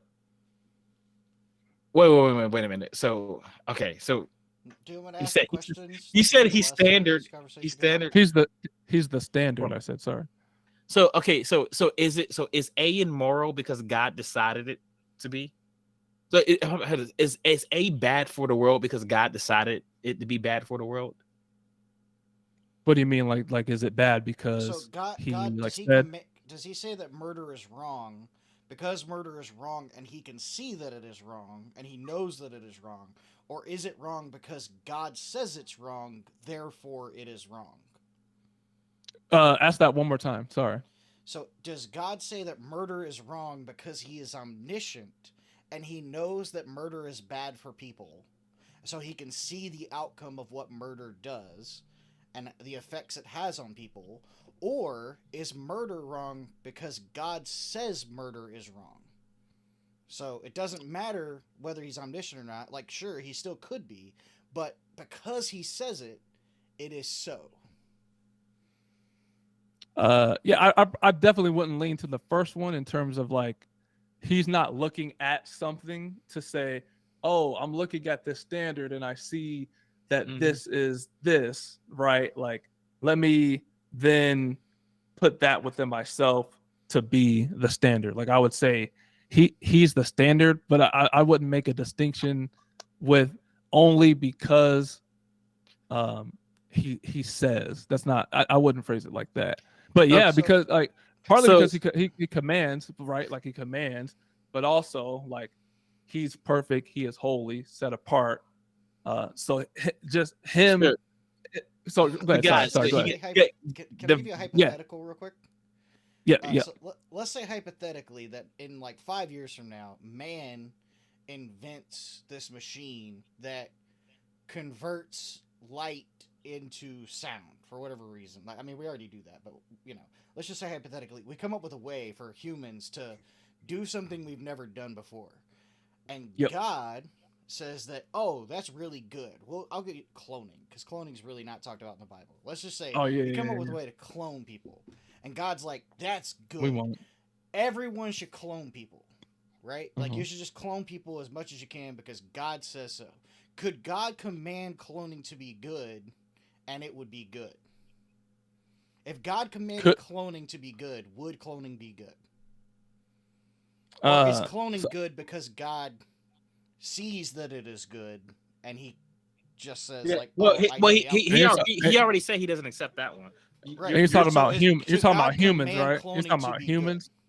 No, Yeah, just like in humans, general, right? like the concept. Yeah, I mean, like, I mean, it doesn't have to be cloning. How- It's got color. anything A. Can So- God so- color? Is Well, coloring I think- good because God says so? If God Yeah, said so- coloring is good, would coloring be good?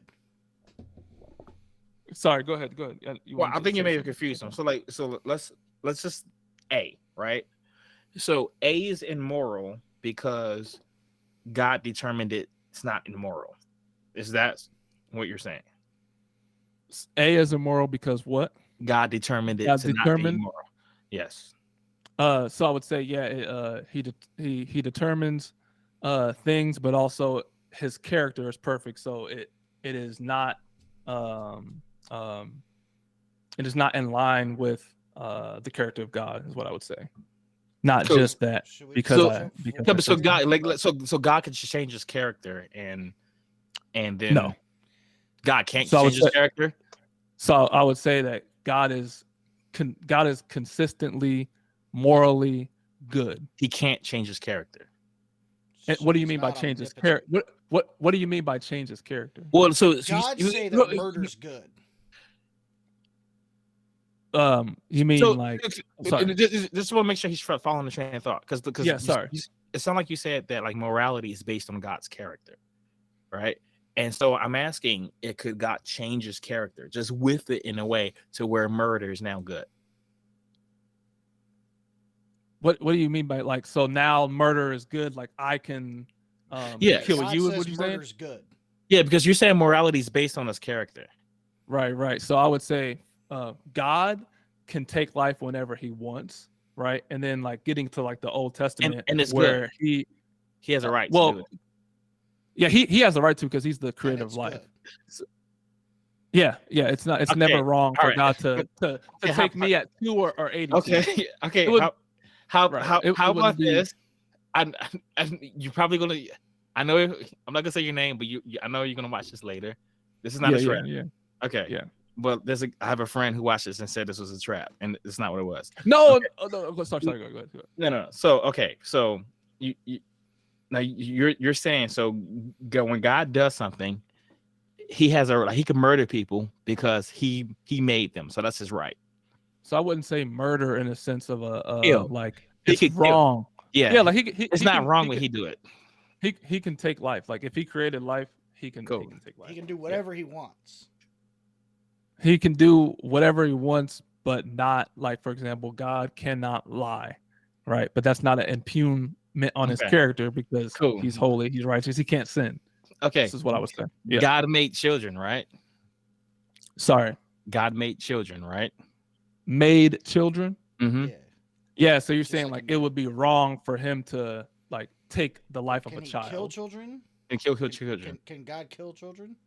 Because he God made them can too, right? God Yeah, so God can take just like my life he can take Yeah, whenever he he can take a wants. child's life. And he can take a child's life whenever he wants because Yeah. he's God. So not Can- oh sorry, go ahead. Can God rape children? Absolutely not. Why Why? not? He doesn't affirm that to be good. No, He's but not but, it's not but it would be good if he did it. So I'm asking. So why wouldn't? it would sorry, go ahead. You're saying it wouldn't be good even if God did it, He wouldn't do it. but why not? Why- It wouldn't be immoral. It wouldn't be Why violent. would- It wouldn't So, be but- immoral, but right? Why wouldn't Because it be God is immoral if he but- killed them? morality. But by that logic, you would say that he could lie. No, No. I If you're saying he can I do wouldn't- anything, No, he no, could I wouldn't lie. say he could. No, I don't know. I'm not saying. So I'm not. I wouldn't say that he could lie.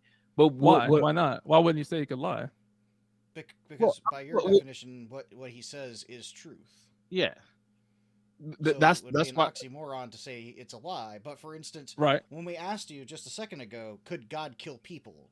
You said you didn't want to use the Yeah. murder because of implications, right? And then we asked, could God Yeah, I don't kill mean like children, right? But Mhm. if Yeah, he can God take life. killed You children, can take life. it's a good thing because God doesn't do bad things, right? Can God have non-consensual Yeah. sex with a 3-year-old? No, that's completely out of God is not he doesn't have sex. No, but okay, but God doesn't have Can sex. he order someone? God doesn't else have to do it? God doesn't have sex with his creation. Can That's okay, totally absurd I'm- and he doesn't have Can- sex can with he- his Could he can he order creation someone order else to- so- That's or not command even a- someone else to do it. to take life To like have, in the No, no, to to have rape sex a with a kid. child. to rape a kid. Yeah. Could he command someone else to do it? What do you mean by that? Like he can Well, tell for instance, me to like go rape in a kid. the Old Testament, he commanded Moses to kill the Amalekites and not leave any living person. Could he command But- Moses? And Not- you would say that not God, rape. being all good, that when he Yeah. commanded Moses to do so, that it was good for Moses to do so. So here, Could so here's what I would. God give the command to another human to have sex with a child? No, Why Wouldn't- not? no, What is but- stopping but him from in ter- doing so? but I'll get to the first question about the murder thing because I think that's important, right? So I would say the consistent Christian worldview would be that all men are under the wrath of God, right? We all sin and fall short. I know you guys have heard this. So all Yeah. people have sinned I and can are rightly grant under the I can grant you the Yeah. murder. yeah. So rightly I'll under just the wrath give of it to God, you. right? Mhm. Yep. So God, in terms of the rape thing, doesn't have sex with his creation, right? No, that's not what we're saying. No, no. It's Make someone impugn to else do it. to his character. It's an impugn to his character, Could and he he would command say another he wouldn't- person to do it? to rape. You're saying? Yes. Could he command? No. For instance, I've- Moses, or for No, he instance, wouldn't- Abraham, when he's told to kill his son, right? You're literally talking about doing a terrible, what most people would consider a terrible, atrocious act to a child. In the exact case of Abraham killing his son, right? You're told to go and murder your child. But Mhm. you would say, Yeah. God, being all good in his goodness, that was a good act. Now, we know in the story that Abraham didn't, He didn't do it end to up the killing points his to son, right? Jesus. But Yeah, points to Jesus. you would say if Abraham was told to do it and he did it, he would be following God's command, which was good. So if God commanded Abraham to rape his son before murdering him, would that not also be a good act? No, Why What's not? stopping it? that's a complete perversion of God's justice. He wouldn't say, "I'm rape them," right? Rape them. He wouldn't say that. So Say murder is no. worse Let or better? me. let's- Sorry. Go ahead. So, go ahead. so could God? So God can morally kill someone, right? Or he can morally order someone to kill somebody. Yep. I'm asking, can he morally order someone to rape somebody? Could he? You're saying? Yes. No. No. Okay, why not? There no, must hold be on, something stop, that let me- stops him. That because I'm like, well, why not? Sorry. Say that again. Why couldn't he morally order someone to rape somebody? It's not in his will. I mean, What? I mean, So so is what? God's What? will Why can't? limited? No, hold on, no. We're kind of going off. Like, Okay, sorry, I let's don't think okay. so, but Let's just say like, I'm asking. I'm not asking if like it's not. Like I'm it's not. not. It's not I'm not like asking wrong. if someone. It's not I'm not wrong asking if because someone wills to sorry. do it. Because right, because it's just a hypothetical, right? So Right, let's right. okay. So he could like he could order someone to kill someone else, right? Could, because it may not be in his will, it may not. But I'm asking, could he do it? Yes. The answer is yes. Right? He won't do it unless it's No. his will. No, The- I mean we know the he answer- did it. For sorry. instance, in like the story of Abraham, right? He literally ordered Abraham to kill his son. Yeah, I thought you were talking about rape. Yeah, not Okay, not but, like, rape. the question is, what makes rape different than killing in this exact instance? Is there something that would prevent God from being able to do so because it's rape, or is it? Oh, okay, I got you. So you're saying like rape would be the standard being well-being, and then God would be upholding to well-being versus like His word, Well, if right? he wouldn't do it for some reason, I'm not given a reason why God wouldn't. If God is all powerful, I don't see why God couldn't command anything He wanted. But I'm by not that saying logic, He will. Sorry. I'm saying He could. Just like God could have commanded, and He did command Abraham to kill his own son. If God truly is all powerful and goodness conforms to what He commands, then if God were to command Abraham to rape his own son, not only God could do it, but it would be good because God said so. say that last part again. So not only could God command Abraham to kill his son, and it would be good. You said so earlier. God could also command Abraham to rape his son, and it would also be good because God commanded it. So all Abraham would be doing is following a command given by God, which is good because you're following God's commands. Yeah. So I'm following your logic. So I would say though, with the revelation of Scripture, it's clear that God would not do that and can't do that because of the revelation of Scripture. Is what I would say. Would not do that, I'm But- not saying He would. I'm saying, but you said He cannot do that. So is there something Like not because there's preventing Him? yeah, Or is nothing God prevent incapable? nothing preventing him, but it's so not his what- will. He wouldn't so- do it. so- So I okay, would say there's no standard That's above not God. what we're asking. That's not what we're asking. So regardless of if it's his, for instance, it is not my will to drive to McDonald's and get a cheeseburger, but Yep. I could do it. So Right, we're talking right. about potentiality, not actuality. I could drive to Right. McDonald's. I just don't want to right now. So that's what I'm asking. Can God morally order someone to rape someone else? No, I would say in light of Scripture, no. And why not? Because you said it's not his will. I would say in light of Okay, Scripture, no. are you okay? Wait a minute. Okay, but we already settled it. We already settled this. Like so, like saying someone saying that whether someone has the will to do something or the potential to do it are two different things, right? Right? Do we agree? Say that one more Having the time, will to do something and the potential to do something are two different things, right? Like I don't will to go to McDonald's and get a cheeseburger, but I have the potential to do it. I'm physically able. I can get up, go to my car, and do it. Okay, Right. So right. I'm not going to do it because I don't will to do it. But what I'm asking is, am I capable of doing that? Of course I am. Of course I am capable of doing it. So what I'm asking, so will is totally irrelevant. We're not talking about will. Can God? I would say why and by what standard is it totally irrelevant? Well, Because we're talking about God's capabilities. Yes, that's it. Right. Will and capabilities are two different things. Yeah, I'm not capable asking, would God just, ask everybody to shoot everybody else in the face? That's not what we're asking. Like, we're not asking what God's desires are. We're asking, is there a limit to His capability? Is there anything that would stop Him, or is there anything that would limit Him from being able to command others to rape children, and it would be wrong? Anything limiting him like above himself? You're saying? Any Or him. reason No, for that? is there any? Like any reason at all?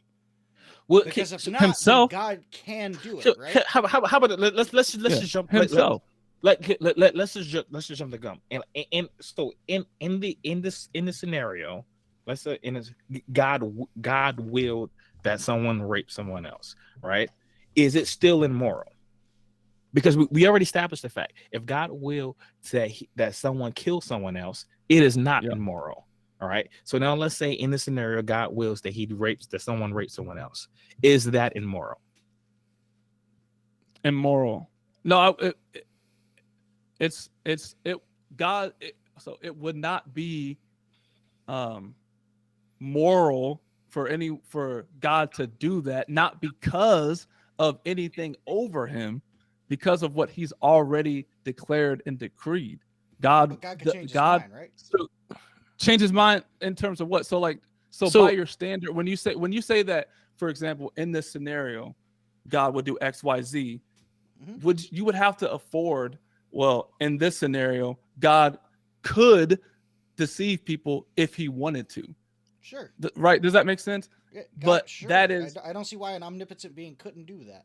I don't see Right. the problem with either of those Matter of fact, things. yeah. And right. So I see what you're saying. So you're saying there would be no problem with God deceiving people if he wanted to. Well, Yet, according to if the way he- you it would be define things, it wouldn't even be immoral. Yeah, So how- I'm asking, could you do something and it still be moral? Like, just like I could will to go, like I don't will to go to McDonald's, but I'm capable Right. of going to McDonald's and it being moral. Right. Right. So, So that- the questions leading up to here, right? Like what we're asking and kind of where we're getting at is that we asked you, like, is what God does that mean it's moral? And you said, yeah, because his character and his being is perfect, right? So anything that God does is, by your definition, moral. So if God commands me to kill someone and I follow that order, I have done a moral act because I have followed the command of God. Like in Now- the Old Testament. Yep, exactly. Yep. Just like that. So the next question we're trying to get at, and just to cut through it all and get to the end of it, is if God commanded someone to rape someone else, why would that not be moral?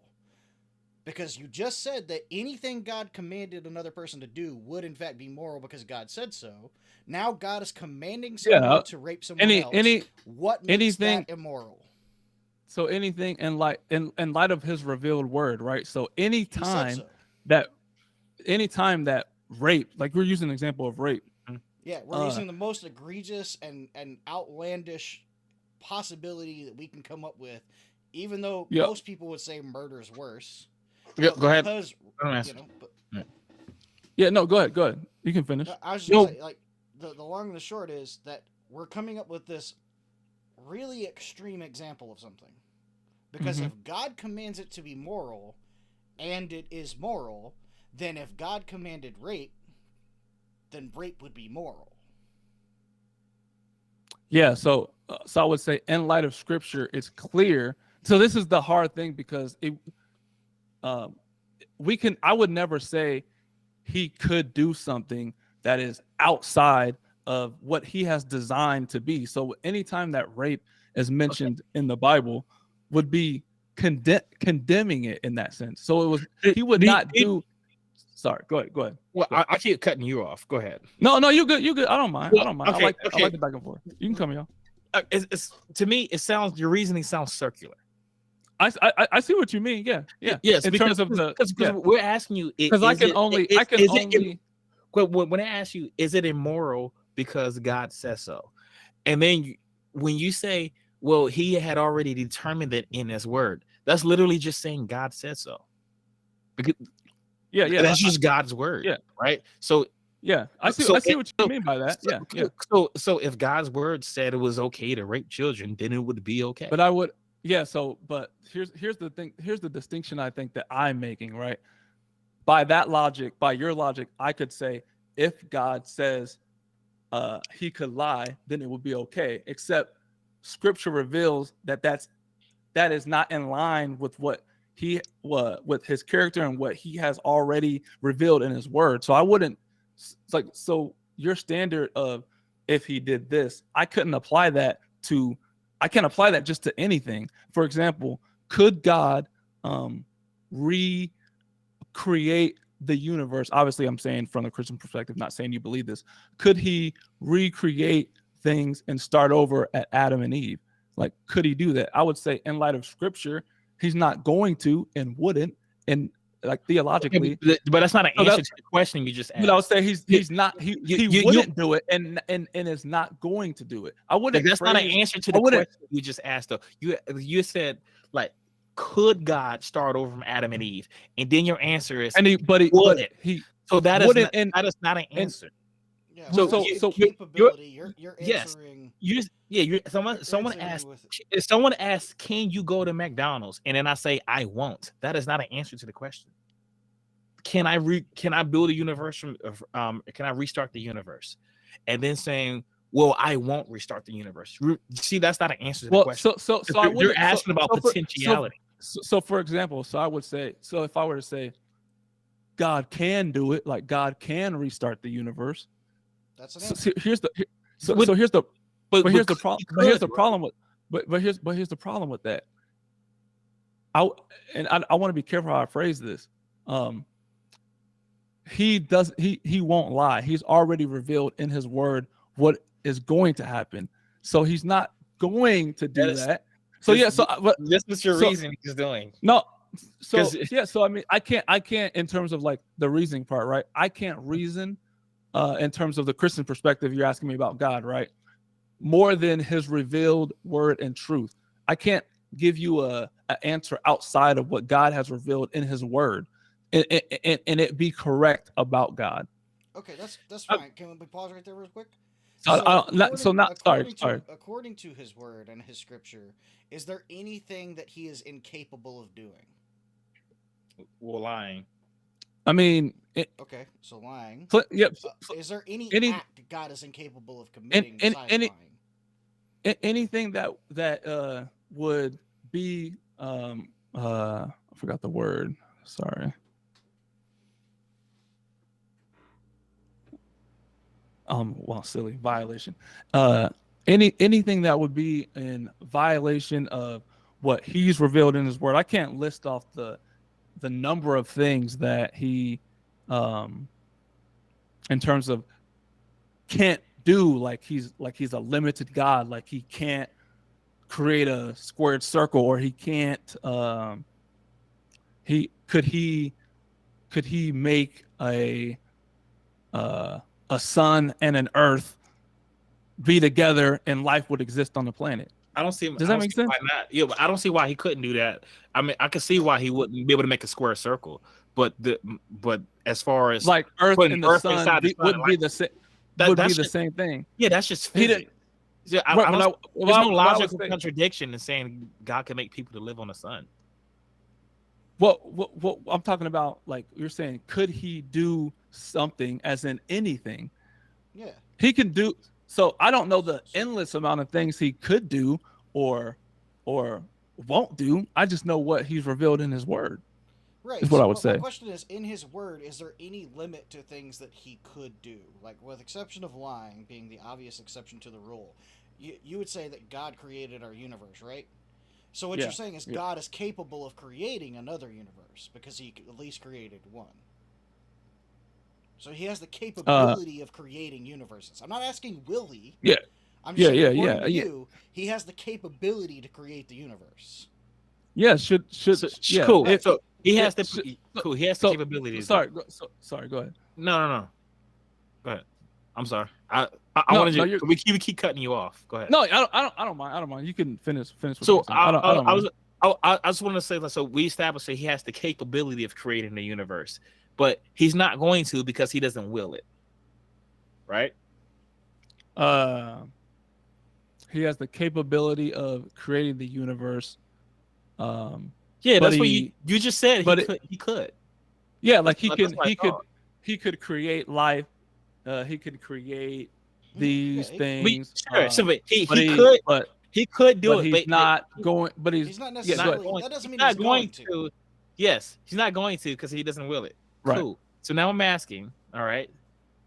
Okay. What I'm asking: could God morally command to rape children? he doesn't deem it to be good. So he doesn't deem it to be good. If he deemed Like, it he to be doesn't- good, it would be good. But here's the thing. I can't, from the Christian perspective, say that God would deem anything that he would say is evil. I can't deem, How about in this? terms How of about this? so How about- I see I know where you're trying to go with the whole, like, and I'll let you finish.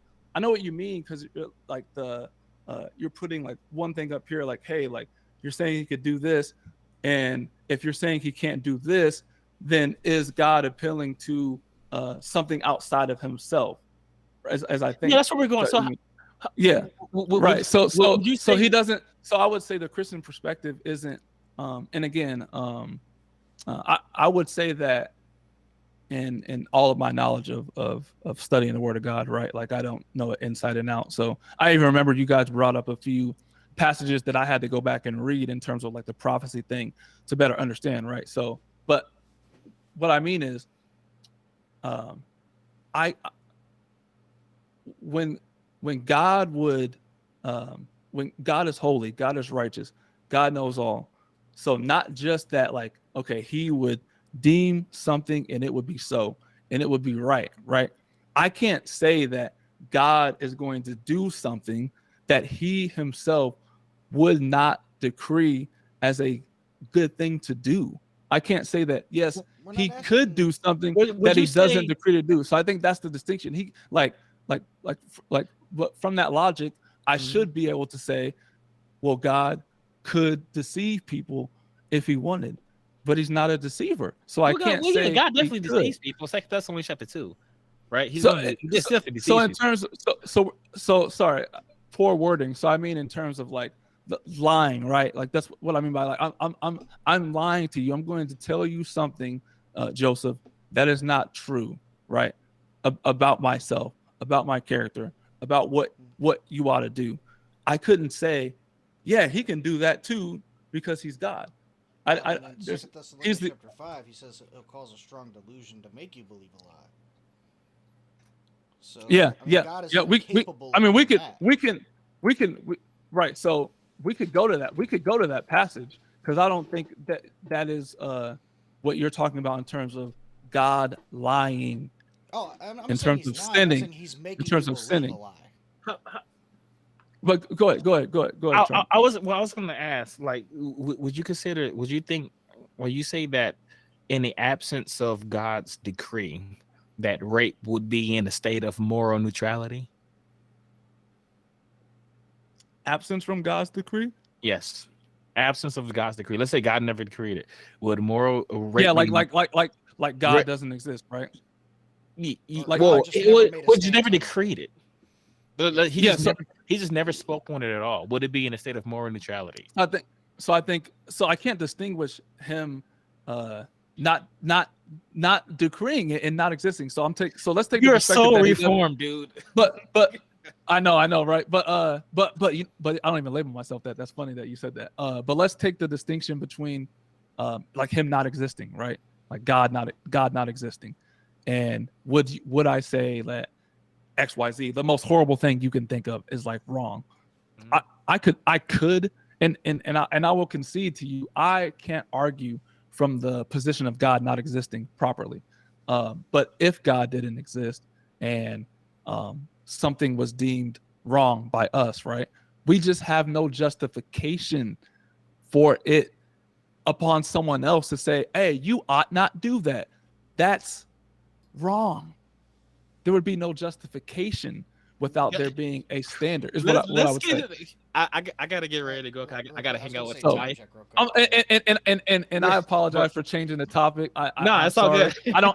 I wasn't trying to like derail the show or anything like that. I just like to jump around. So I apologize for that. No, I was just gonna go a quick time check in, see how everybody's doing on time, because I gotta. No, I'm sorry. I'm sorry. all right, See, AAA, get a word in, and then Joseph, last word of the show. I was gonna say, I didn't know Joseph was that reformed. I figured he was reformed, but he is. I don't even think I'm that though. I don't even think I'm that reformed. Okay, well, I'm still learning. I'm still learning, bro. Okay, I'm still all learning. right. Okay, so as a former super reformed person myself, yes, all of that's super reformed stuff. Well, we gotta talk. that is- We gotta talk offline Yeah. then, man. We Yeah, gotta that's talk like some offline, man. hardcore Cornelius Van Tillion, free suppositionism. That's what I'm saying. That's what that is. So You gotta talk offline, man. Sometimes, yeah, bro. definitely, man.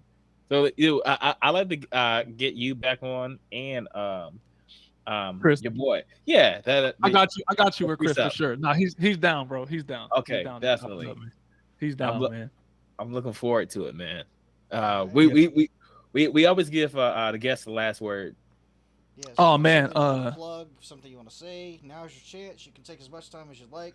When you're done, we're just gonna do our tidy up and announce what's going on next week. So have at it. Yeah. No, man, I just appreciate you guys. One thing that I find really encouraging, even for myself, is that not just recently, but kind of been slowly getting into these type of spaces and talking with people. And I will afford that. Like, I grew up in a Christian home and stuff, and I think the most some of the most challenging questions have come from the other perspective, and I appreciate that. Just slowing down and trying to think through things, I think it's helpful. I think that's something that was definitely lacking in my upbringing. So I appreciate the pushback, man. I appreciate the challenging questions and just kind of getting you thinking. So yeah, I just appreciate you guys and big fan of the show. So hope we can just chop it up some more, even offline, and just stay in touch, build a rapport, even off the show. So I appreciate you guys a lot. So thanks for having me on. Yeah, absolutely. Really appreciate you coming on. Real quick, what do you feel about the doctrine of election, predestination? Do you accept that? Oh, you mean like limited atonement? Yeah, I mean the whole thing. Oh, yeah, I mean, limited seven- atonement on seven irresistible points, Calvinism, grace, not just perseverance of the saints. That's a whole show, man. But yeah, like the whole tulip. Tulip plus 2. Yeah, no. Yeah, well, yeah. I guess we add Piper, then with double predestination, right? Oh man, honestly, man, I'm not sure I even fully can grasp. I'm not sure I can fully grasp all of it, man. Like, how about this? Like, so you're saved, right? Yeah, absolutely. Is it? Did you come to the gospel on your own, or is it because God just pulled you over? Is there anything you do to not be saved? That's a better question, in my opinion. Oh, well, no. It's I know what you mean. Yeah. So did God just pull like, you over? Like, could you just not help it? Oh, so like irresistible grace type stuff. Yes. Yeah. Tulip is all about that. Yeah. So I don't understand it fully. So how I would phrase it is like this, right? The best I can, just really quick. So from my perspective, a human perspective, right? I know I have God's word, and God says that He has chosen me from the foundation of the world, before the foundation of the world. And then from my perspective, looking out is how will they know unless they hear a preacher? So I'm hearing the gospel, like Ephesians says, when you heard the word of truth and believed on the gospel of your salvation, you were sealed with the promised Holy Spirit. So I'm hearing the word of God being preached. I'm hearing the gospel that God created me. I owe Him a debt. He's loving and merciful, that He died for my sins, lived a perfect life I should have lived, died the death I should have died, rose from the dead, defeated death and sin, and He calls all men to repent and trust in Him for salvation. So from my perspective, heard the gospel, repented and trusted. Then upon like studying more, you start to see, okay, like it was God that was working in my life. I did nothing to be saved. He grants me the gift of eternal life. Cool. Yeah. He even grants faith. So so I'm still working through like, and I would say that like the depths of what like the implications of what some of the things that arise and questions and things like that. So, but yeah, so I wouldn't say that I saved myself. Like, okay, I saved myself. Sound like you're on the tulip track. It just hasn't blossomed yet. Yeah. I know what you mean. No, I know what you mean. Yeah. So. And I've looked into like more of like trying to dive deeper into like what each theologian or scholar and different your boys are all the way tulip, ain't he? No, yeah, I think so. Yeah, like he was giving me those vibes. I don't mean big head in a disrespectful way, but all the like big heads of the Christian space, right? Some of the more well-known people, just trying to learn more about the nuances in their position. I think there's people on both sides and I think the best way to describe it for me anyway, and just real quick, and then I don't want to keep you guys, but I appreciate you guys.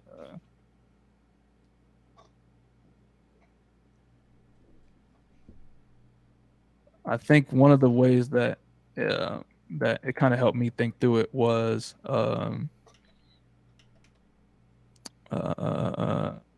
find it. So I would say, like, for me, like, ultimately, like, both of kind of and I think we're talking about like the systems of like the provisionists or the Calvinists and the Arminianists, right? Like, both of those systems like fail in terms of trying to explain, like, ultimately explain what I would kind of consider the unexplainable about like human beings are incapable of fully grasping a concept of, like, okay, yes, God is absolutely sovereign and knows all, and yes, human beings are called to make a genuine decision to place their faith in Christ into salvation. Like, these two facts, if you want to use that word, seem to be like contradictory, right? But in the mind of God, they make sense. From my Christian perspective and worldview, I don't have to fully understand how that comes together. And I enjoy talking about it, though, but I don't have to fully grasp, like, hey, it's this. I'm going to know it perfectly in the mechanism of how it happens. My point is more so the gospel. Like, it, even in terms of like Romans 1 talks about creation. I think it's clear that we're in it. I think it's clear that it's a creation. I think it's clear things like that. I think it's clear that, like, God exists even before you get to the Jesus part. But yeah, like, I believe the gospel. And I like to have you back on yeah. to talk both of us about those points, about that. It's clear that the stuff is created. I like to talk about that. Yeah. Because I definitely don't think it's clear that for sure. It could be. It's just not clear. I really like that you said it could be, man. You just made me happy, man. Okay. Happy, man. Thank you, brother. No, okay. I'm playing. Well, man, we appreciate you coming on, man.